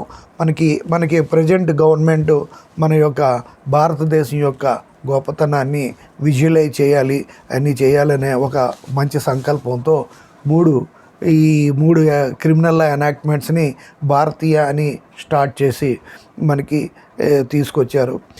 ఇది అయినప్పటికీ కూడా నా లెక్కలో ఆ బిఎస్ఏ ఇలాగా, బిఎన్ఎస్, బిఎస్ఎస్ఎన్ఎస్ ఇలాగ అనేస్తారే తప్ప ఈ భారతీయ అన్న పదాలని ఎంతవరకు వాడతారు అనేది మనం చూద్దాం. ఈ విధంగా మనము ఈ ఒక లాని రీకోడిఫై చేయడానికి సంవత్సరాల తరబడి కష్టపడవలసి వస్తుంది. ఇన్ని వేల సంఖ్యలో ఉన్న లెజిస్లేషన్స్ని ఈ క్రిమినల్ లాస్ లాగా టైటిల్ మార్చాలంటే ఇంకెంతకాలం పడుతుందో మనం చూస్తాం. ఆ ప్రాసెస్ పూర్తి అయ్యేసరికి ఇప్పుడున్న మనం ఎవరూ కూడా ఉండడం అనేది ఖచ్చితంగా చెప్పగలుగుతాం. అయితే ఈ యొక్క పుస్తకాలు చూసుకున్నప్పటికీ మీకు బుక్స్ 2 రకాలుగా ఉంటాయి. చాప్టర్ వైజ్గా రాసే ఆథర్స్ ఉంటారు, సెక్షన్ వైజ్గా రాసే ఆథర్స్ ఉంటారు. ఇప్పుడు ఒక సబ్జెక్ట్లో సెక్షన్ అనేది మనకి ఒకటి మీకు చెప్పాను, నాకు తెలుసు అనడం అనేది చాలా కష్టం.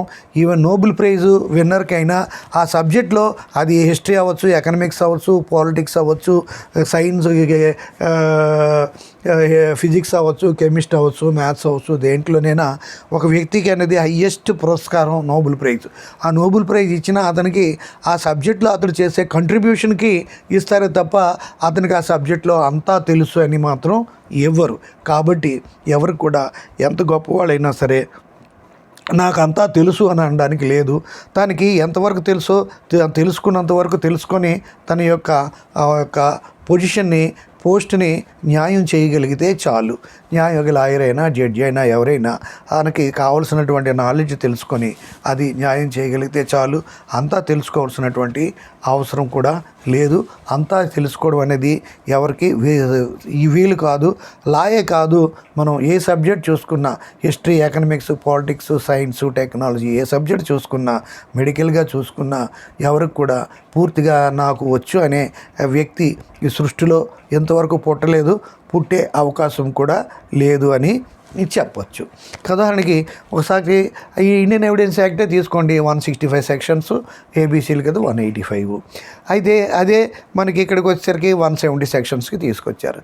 అక్కడ ఇండియన్ ఎవిడెన్స్ యాక్ట్ అయినా, ఇటు భారతీయ సాక్ష్యాధీనమైనా ఈ సెక్షన్లు అన్ని సెక్షన్స్ నేను గుర్తున్నాయి, నేను చెప్పగలను అని ఎంతమంది అనగలరు? ఇండియాలో లేదు అనలేరు. దానికి ఒక సెక్షన్ ఉంటుంది, ఆ సెక్షన్లో ఎన్నో సబ్ సెక్షన్స్ ఉంటాయి, అందులో మళ్ళీ క్లాజెస్ ఉంటాయి, దానికి ఇలస్ట్రేషన్స్ ఉంటాయి. ఇవన్నీ ఎవరు గుర్తుంచుకోలేరు. ఇక ఏంటంటే లాయర్ అయినా ఓ పుస్తకాలు చూసి ఆర్గ్యుమెంట్స్ ప్రిపేర్ చేయాలి. జడ్జి అయినా సరే పుస్తకాలు చూసి జడ్జి గారు పుస్తకాలు చూసి జడ్జిమెంట్లు డిక్టేట్ చేయొచ్చు, లాయర్ గారు పుస్తకాలు చూసి ఆర్గ్యుమెంట్స్ రాయొచ్చు. కానీ ఈవెన్ క్లాస్ టీచర్ కూడా పుస్తకాలు చూసో లేకపోతే వర్కింగ్ నోట్స్ చూసో లేదా పవర్ పాయింట్ ప్రజెంటేషన్లో హెడ్డింగ్లు చూసో క్లాస్ చెప్పొచ్చు. ఏమీ చూడకుండా మీ పాఠం రాయగలిగింది స్టూడెంటే. ఏమీ చూడకుండా పాఠం రాయకుండా స్టూడెంట్ అంటే ఆయన రాయవలసిన పాయింట్ అతనికి ఆల్మోస్ట్గా బై హార్ట్ అయి ఉండాలి. బై హార్ట్ అయి ఉండాలంటే చిన్నతనంలో బై హార్ట్ మాస్టర్ హోంవర్క్ చేయకపోతే పద్యాలు కానీ చెప్పకపోతే 4 పీకుతారనే భయంకి రాత్రి పగలు కష్టపడి పద్యాలు బయటి పట్టి స్కూల్కి వెళ్ళేవాళ్ళం. అదే ఇప్పుడు ఆ పిల్లలకు కూడా కొట్టడానికి లేదు. కాన్వెంట్ ఎడ్యుకేషన్లో వచ్చే పిల్లలకి అనేది కొట్టడానికి లేదు, స్ట్రిక్ట్లీ ప్రొహిబిటెడ్. అలాంటప్పుడు ఏదో టీచర్ మీద భయానికి వాళ్ళు బైహార్ట్ చేయాలి తప్ప ఇంకా లేదు. చిన్నపిల్లలకి వాళ్ళు బైహార్ట్ చేస్తే తప్ప రాయలేరు కనుక వాళ్ళకి బైహార్ట్ చేయడం అనేది కంపల్సరీ. హైయర్ ఎడ్యుకేషన్కి వచ్చేసరికి బైహార్ట్ చేసేటువంటి అవకాశం లేదు. అయితే ఒక యాక్ట్లో ఎన్నో సెక్షన్స్ ఉంటాయి. అన్ని సెక్షన్స్ని గుర్తుంచుకోవాల్సిన అవసరం లేదు, అన్ని సెక్షన్స్ని బైహార్ట్ చేయవలసిన అవసరం లేదు. కొన్ని ఇంపార్టెంట్ సెక్షన్స్ని బైహార్ట్ చేయొచ్చు. ఎందుకంటే ఒక సెక్షన్ ఒక పాఠం మొత్తం చెప్తుంది, కానీ ఎన్నో సెక్షన్స్ కలిపి ఒక పాఠంని చెప్తారు. ఉదాహరణకి section 6 Indian evidence act, section 4 భారతీయ సాక్ష్య అధినియం రిస్గెస్టే అనేటువంటి ఒక పెద్ద కాన్సెప్ట్ని చెప్పడం జరుగుతుంది. ఆ రిస్గెస్టే కాన్సెప్ట్ మీద ఎంతో లిటరేచర్ ఉంది. ఆ కాన్సెప్ట్ మీద ఒక పుస్తకం కూడా రాయొచ్చు, 100,000 పేజీల పుస్తకం రాయొచ్చు. అదేవిధంగా డైరింగ్ డిక్లరేషన్ ఉంది. అక్కడ సెక్షన్ 30 అని ఉంటే ఇక్కడ 2 తగ్గిస్తే సెక్షన్ 28 ఉండొచ్చు. ఇక్కడ సంథింగ్ 20+ ఉంది సెక్షన్, 6 సెక్షన్స్ డిఫరెన్స్. అయితే ఈ భారతీయ సాక్ష్య సెక్షన్ నెంబర్ మారిపోతుంది. అయితే ఈ ఒక్క డైయింగ్ డిక్లరేషను ఇక్కడైనా ఒకే సెక్షన్ మీద అంతా చెప్తాం. దీని మీద ఒక డైయింగ్ డిక్లరేషన్ మీద కొన్ని వేల పేజీలతో పుస్తకం రాయొచ్చు. కాబట్టి ఇవన్నీ మనం ఇక్కడ సెక్షన్స్ వైజ్గా పుస్తకం రాసేటప్పుడు ఆదరు సెక్షన్ యాజ్ ఇట్ ఈజ్గా రీప్రొడ్యూస్ చేస్తారు స్టాట్యూట్ నుండి. ఇప్పుడు బేరాక్లో ఎంతోమంది పబ్లిషర్స్ పబ్లిష్ చేస్తారు. ఆ బేరాక్స్లోని కూడా అక్కడ ఆల్రెడీ పబ్లిష్ అయినటువంటి స్టాట్యూట్ని అంతా సెక్షన్లో ఉన్నవన్నీ కూడా యాజ్ ఇట్ ఈజ్గా అక్షరం లేకుండా రీప్రొడ్యూస్ చేస్తారు. అది కాపీ రైట్స్ కింద రాదు. కానీ ఒక సెక్షన్ కింద చిన్న కామెంట్ అనేది కొంత బేరాక్లు తీసిన వాళ్ళు కొంచెం వివరంగా చెప్తారు, కొంతమంది వివరంగా చెప్పరు, యాజ్ ఇట్ ఈజ్గా వదిలేస్తారు. ఈ విధంగా మీకు ఉంటుంది. కాబట్టి ఈవెన్ ఒక్క ఎనాక్ట్మెంట్ అయినా సరే అన్ని సెక్షన్స్ని బైహార్ట్ చేసి ఆ ఇలస్ట్రేషన్ సహా గుర్తుంచుకొని చెప్పడం అనేది ఎంతవరకు సాధ్యం? ఎవరైనా ఉన్నారా అంటే వాళ్ళకి చేతులెత్తి నమస్కారం చేయడం కాకుండా కాళ్ళ మీద పడి పడి పాదాభివందనం కూడా నేను చేస్తాను అని ఈ విధంగా చెప్తున్నాను. కాబట్టి మీకు అవసరమైనట్టు చూసుకోండి. అయితే ఈ యాక్ట్స్ వచ్చేటప్పటికి ఒక సెక్షన్లో పెద్ద పాఠం ఉంటుంది, కొన్ని సెక్షన్స్ అన్నీ కలిపితే ఒక పాఠం ఉంటుంది. ఓరల్ ఎవిడెన్స్ అనేసరికి 2 సెక్షన్సే చదువుతాం, డాక్యుమెంటరీ చదివేసరికి బోల్డ్ అన్ని సెక్షన్స్ చదువుతాం. కాబట్టి ఈ ఓరల్ ఎవిడెన్స్ 2 సెక్షన్సే కాబట్టి ఆ 2 సెక్షన్స్ గుర్తుంచుకొని వ్రాయగలం. ఈ డాక్యుమెంటరీ ఎవిడెన్స్ అనేసరికి ఈ నెంబర్ ఆఫ్ సెక్షన్స్ గుర్తుంచుకొని రాయడానికి వీలు లేదు. 300, 302 అప్పుడు మర్డర్ పనిష్మెంట్కి చదివాము. ఇక్కడ 299, 304 ఈ తెలుగులో ఈ కొత్త యాక్ట్లో అది సెక్షన్ మారిపోద్ది, చూసుకోవాలి. అలాగా 2 సెక్షన్స్ ఒక టాపిక్ 1-2 సెక్షన్స్ మీద సబ్జెక్ట్ అంతా ఉంటే వాటిని గుర్తుంచుకొని అన్ని బైహార్ట్ చేస్తారే తప్ప ఆ ఒక సెక్షన్ మీద 50 సెక్షన్స్ని 100 సెక్షన్స్ కలిపి ఒక పార్ట్ ఉంటే, ఆ చాప్టర్ ఉంటే ఆ సెక్షన్స్ అన్నీ మనం గుర్తుంచుకొని చేయడం కష్టము, చేయలేము. కాబట్టి ఇన్ని సెక్షన్స్ ఉన్నాయి, వీటిని అన్నీ గుర్తుంచుకోవాలి అని అనక్కర్లేదు. 100 సెక్షన్స్ 167 సెక్షన్స్లో ఉంటే మీకు 10-15 సెక్షన్స్ గుర్తుంచుకొని వాటి కంటెంట్ని మీరు బైహార్ట్ చేయగలిగితే సరిపోతుంది.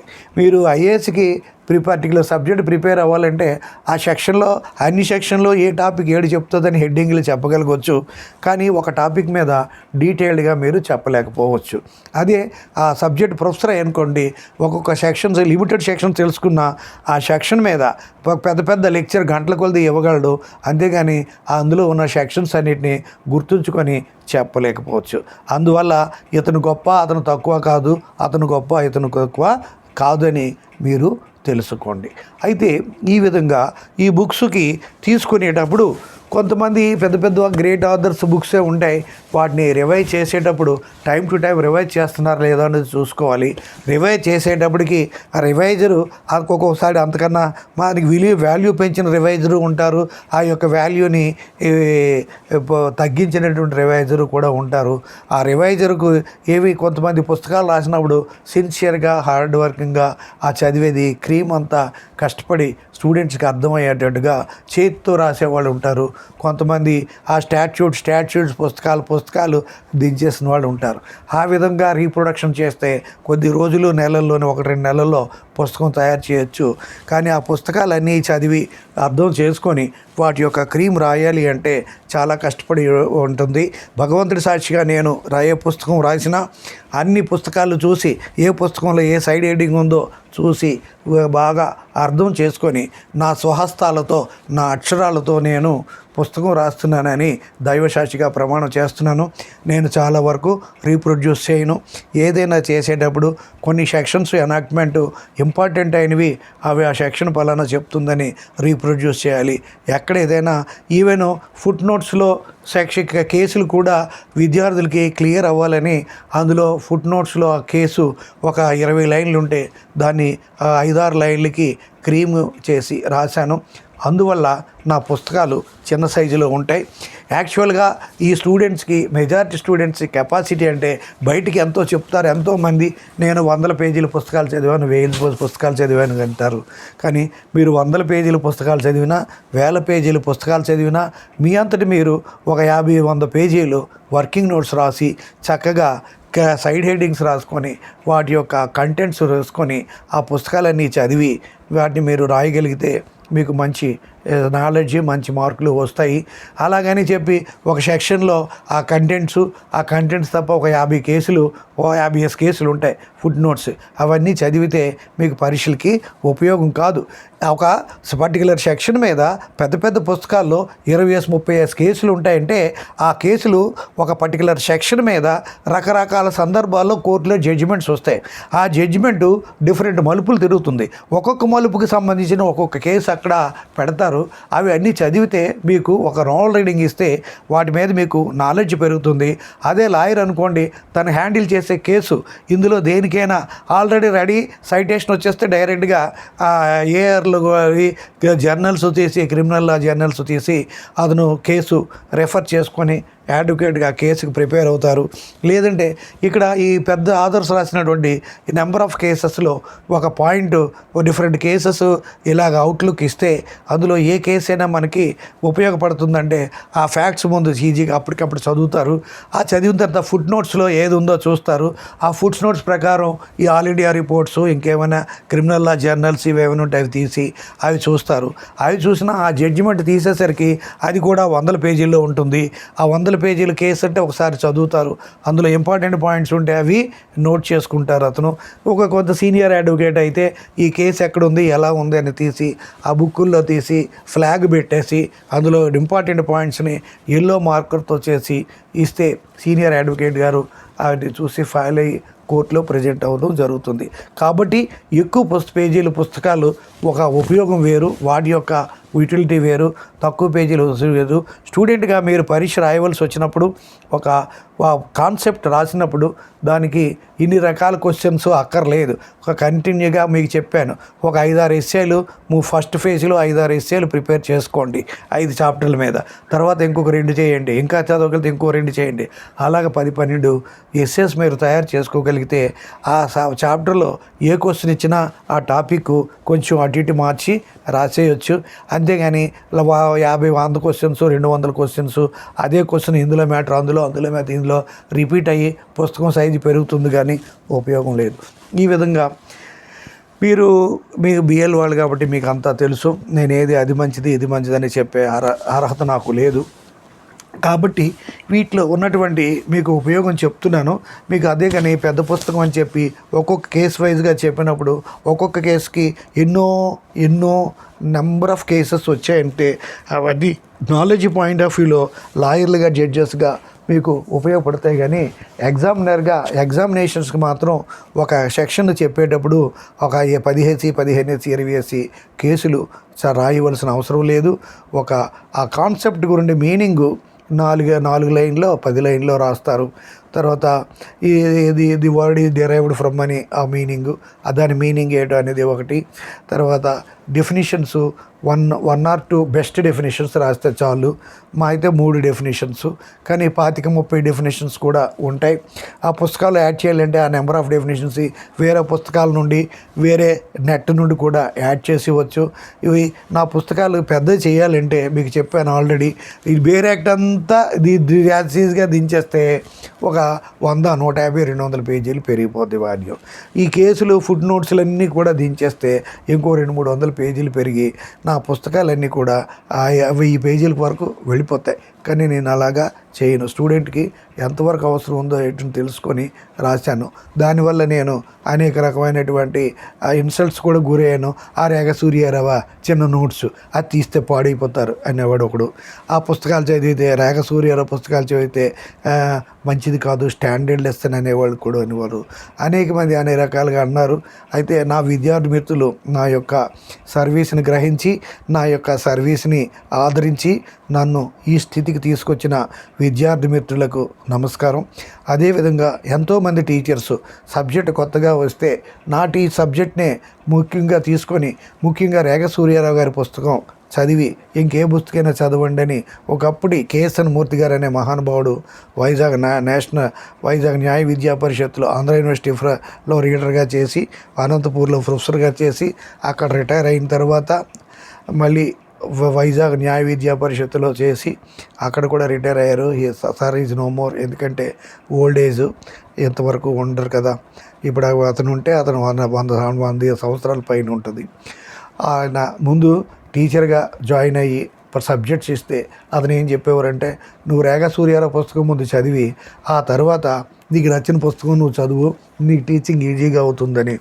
ఇదే ప్రాక్టీసు ఎంతోమంది టీచర్ కొత్త ప్రిన్సిపాల్ కొత్త సబ్జెక్ట్ ఇస్తే ఆ సబ్జెక్ట్కి ముందు చదివి మిగతావన్నీ తర్వాత చదివి వాళ్ళు టీచర్స్గా సక్సెస్ అయ్యామని నాకు చెప్పడం జరిగింది. ఇవి ఈ బుక్స్కి సంబంధించిన మాత్రం మీరు ఏదే పుస్తకం ఆధార్ పేరుని బట్టి మాత్రం మీరు ఎప్పుడు ప్రొసీడ్ అవ్వద్దు.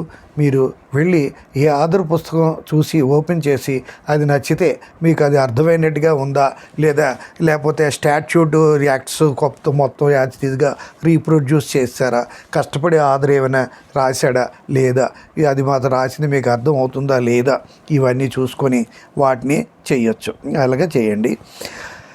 ఇది ఒక విషయం. పుస్తకాలు లా బుక్స్కి సంబంధించినటువంటి విషయాలు అంటే లాంగ్వేజ్ గురించి చెప్పాను. తర్వాత legal education, centres of legal education గురించి చెప్పాను. పెద్ద టాప్ మోస్ట్ కాలేజీలోనైనా నేను ఏది చదివినా ఆ డిగ్రీ ఒకలాగే ఉపయోగపడుతుంది. కాబట్టి మీరు లాలో ఫేస్ చేయాలంటే ప్రస్తుతం అందరూ కూడా నేషనల్ లా స్కూలు వాటిలో పెద్ద ప్రెస్టీజియస్ కోర్సులో ఎడ్యుకేషన్ బాగా జరుగుతుంది. స్టూడెంట్స్ కూడా టాలెంట్ ఉన్నారు. ఈ చిన్న కాలేజీల్లో చదివిన స్టూడెంట్స్ కూడా వాళ్ళని ఫేస్ చేయాలంటే మీరు చాలా కష్టపడవలసిన అవసరం ఉంది. ఒకప్పుడులా కాదు. అండ్ అందరూ కూడా ఈ మామూలు స్టాండర్డ్ లేని కాలేజెస్, ఇన్ఫ్రాస్ట్రక్చర్ లేని కాలేజెస్, స్కూల్స్లోనే చదివి అందరూ ఒకలాగే ఉండేవారు. ఇప్పుడు అలా కాదు. National law schools, private law schools స్టాండర్డ్స్ని పెంచి మంచి టాలెంటెడ్ స్టూడెంట్స్ కూడా లాలో చదువుతున్నారు. కాంపిటీషన్ బాగా పెరిగింది. కాబట్టి అక్కడ వాళ్ళలాగే ఇక్కడ మామూలు ఇన్ఫ్రాస్ట్రక్చర్ లేని స్కూల్స్, యావరేజ్ స్టూడెంట్స్ కూడా మామూలుగా కాకుండా బాగా కష్టపడితే కానీ జడ్జెస్ అవ్వడానికి అవకాశం లేదు. అయితే మీరు మీ యొక్క స్టూడెంట్ కెరీర్లోనే నా యొక్క వీడియోస్ అన్నీ చదివితే మీరు బాగా బెనిఫిట్ అవుతారు. ఇవన్నీ ఒకవేళ అంతేకాకుండా మీకు నేను చాలాసార్లు చెప్పాను, ఇంకొక విషయం చెప్తున్నాను. అదేంటంటే మీరు బిఎల్ అయిన వెంటనే కోర్టుకి వెళ్ళి ప్రాక్టీస్ చేయొద్దు. బిఎల్ అయిన వెంటనే, పాస్ అయిన వెంటనే కోర్టుకి వెళ్ళి, హైకోర్టుకి వెళ్ళి ఎన్రోల్ అయిపోండి. ఎన్రోల్ అయిపోయిన వెంటనే మీరు సీనియర్ దగ్గర జూనియర్గా జాయిన్ అవ్వద్దు. ఆ సీనియరు మీరు ఒక లాయర్ కొడుకు అయినా, జడ్జి కొడుకు కూతురు అయినా సరే వెంటనే మీరు ప్రాక్టీస్ చేయొద్దు. వెంటనే ఏదో నెక్స్ట్ ఎంఎల్ ప్రిపేర్ అయ్యి ఒక సిటీకి వెళ్ళిపోవడం, అక్కడ లాడ్జింగ్ బోర్డింగ్ మీకు ఈజీగా ఉంటాయి. లోకల్గా కాంపిటేటివ్ ఎగ్జామ్స్ ఇన్స్టిట్యూట్స్ ఉంటాయి, అక్కడికి వెళ్ళి జ్యుడిషియల్ సర్వీస్ కోచింగ్లోని చేరుకోండి. ఇటు ఎంఎల్ కూడా విజయవంతంగా, ఎంఎల్ ఉంటే క్లాసులు 2-3 గంటలు ఉంటాయి, మిగతా అంటే టైం ఖాళీగా ఉంటుంది, టైం ఉంటుంది. అటెండెన్స్ కూడా లిబరల్గానే ఉంటున్నారు ఇప్పుడు అన్ని దగ్గరలో. అయితే ఇక్కడ అటెండెన్స్ కంపల్సరీ మ్యాండేట్ అని ఎన్ని రకాలుగా బార్ కౌన్సిల్ చెప్పినా సరే దాన్ని స్ట్రిక్ట్గా ఎంతమంది ఫాలో అవుతున్నారు అనేది మీరు ప్రత్యక్షంగా మీరు వర్క్ చేస్తున్నటువంటి, మీరు చదువుతున్నటువంటి కాలేజెస్లోనే మీరు చూసి మీరు తెలుసుకోవచ్చు. ఇక్కడికి ఇది వచ్చేసి ఇప్పుడు బిఎల్ అయిన వెంటనే ఎన్రోల్ అయిపోయి ఎంఎల్ చేసి 2 years కానీ, లేదంటే ఎంఎల్ కాకపోతే ఇంకొక 1 year ఒక కోచింగ్ సెంటర్లో చేరితే ఈ జ్యుడిషియల్ సర్వీస్ మీద పాత క్వశ్చన్ పేపర్స్ అన్నీ చెప్పి వాటి మీద ఇలా చేయాలి అలా చేయాలని కోచింగ్ అంటూ ఇస్తారు. వాళ్ళు ఇచ్చే 1 year కోచింగ్లోనో 6 మాసాల కోచింగ్లోనో ఈ 30 సబ్జెక్టులు వాళ్ళు ఎవరూ చెప్పలేరు. వాళ్ళ తరం కాదు, మీకు వినే తరం కాదు. అయితే ఈ 30 సబ్జెక్టులు మీరు స్టూడెంట్ కెరీర్లో నేర్చుకొని తర్వాత నేను పబ్లిష్ చేసినటువంటి ఈ 18 సబ్జెక్టులు వీడియోస్ కానీ మీరు విన్నట్టయితే మీరు ఈజీగా జ్యుడిషియల్ సర్వీస్ ఎగ్జాము సెలెక్ట్ అవుతారు. అది డైరెక్ట్గా జడ్జిగానే మీరు కోర్టుకి వెళ్ళే అవకాశం ఉంది. ఒకవేళ ఈ సంవత్సరం సెలెక్ట్ అవ్వలేదంటే ముందు కోర్టుకి ఫుల్ ఫ్లెడ్జ్డ్గా లాయర్గా వెళతారు. అక్కడ ప్రాక్టీస్ బాగుంటే, మీకు ఇంట్రెస్ట్ ఉంటే జ్యుడిషియల్ సర్వీస్కి వెళ్తారు, లేకపోతే నెక్స్ట్ టైం ట్రై చేస్తే జ్యుడిషియల్ సర్వీస్కి వెళ్తారు, లేదంటే అడ్వకేట్ పొజిషనే బాగుందంటే అడ్వకేట్గానే ఉంటారు. ఈ విధంగా మీకు నేను ఈ విషయాలు చెప్తున్నాను. కాబట్టి మీరు నా యొక్క జనరల్ లెక్చర్స్ని సింపుల్గా తీసుకోకుండా సీరియస్గా తీసుకొని ఫాలో అయితే మీకు చాలా ఉపయోగం ఉంటుంది. ఈ విధంగా ఈ చెప్పాను. నా యొక్క లెక్చర్స్ అల్టిమేట్గా నేను చెప్పేది ఏంటంటే చాలా కష్టపడి, ఎందుకంటే ఆ సబ్జెక్ట్ చెప్పండి, ఈ సబ్జెక్ట్ ఎంతోమంది ఎన్నో అడుగుతారు, కానీ లెక్చర్ చెప్పడం అనేది అంత ఈజీ కాదండి. అందులోకి ఇందులో క్లాస్లో చెప్పడం అంటే దానికి బోర్డ్ అంతా ప్రిపరేషన్ ఉండాలి, బోర్డ్ అంతా ఎనర్జీ ఉండాలి, అన్నీ ఉండాలి. నా ఏజ్ ఇప్పటికి 68 అయిపోయి 69 వచ్చింది. అయినప్పటికీ కూడా నేను ఫిట్గానే ఉన్నాను. నా యొక్క కోరిక ఏంటంటే అన్ని సబ్జెక్ట్స్ పూర్తి చేయాలని ఉంది. ఈ క్రిమినల్ లాస్ 3 కూడా నేను రిలీజ్ చేస్తాను. చాలామంది పీడిఎఫ్ అడుగుతున్నారు, పీడిఎఫ్ ఇవ్వాలని ఉంది. అది ఎవరైనా పబ్లిషర్కి రిక్వెస్ట్ చేస్తున్నానో ఎవరు కూడా పబ్లిషర్స్ ఎందుకంటే భయం. అది ఒక 50 పేజీల్లోనో 100 పేజీల్లోనో నా యొక్క యూట్యూబ్ సబ్జెక్ట్ ట్యూబ్లన్నీ తీసేస్తే యూట్యూబ్ పీడిఎఫ్లే కానీ పుస్తకంగా రిలీజ్ చేస్తే ఒక 100 పేజీలు 60-70 పేజీలతో వచ్చింది అనుకోండి, వాళ్ళ యొక్క 100 పేజీల పుస్తకాలు సేల్స్ ఆగిపోతాయనే భయంతో పబ్లిషర్స్ ముందుకు రావడం లేదు. లేదంటే ఇక్కడ లెక్చర్ అయిన వెంటనే దాని పీడిఎఫ్ కూడా వెంటనే యూట్యూబ్లోనే పెట్టడానికి ప్రయత్నం చేస్తున్నాను. అది కొంచెం నాకు టెక్నికల్గా ప్రాక్టికల్గా కుదరడం లేదు. అది కూడా నేను అది క్లిక్ అయితే ఏ లెక్చరు రిలీజ్ చేసినా తెలుగులో ముందు రిలీజ్ చేస్తాను, తర్వాత ఇంగ్లీష్లో చేస్తాను, తర్వాత పీడిఎఫ్ కూడా 3వ దీనిగా చేయవలసి ఉంటుంది.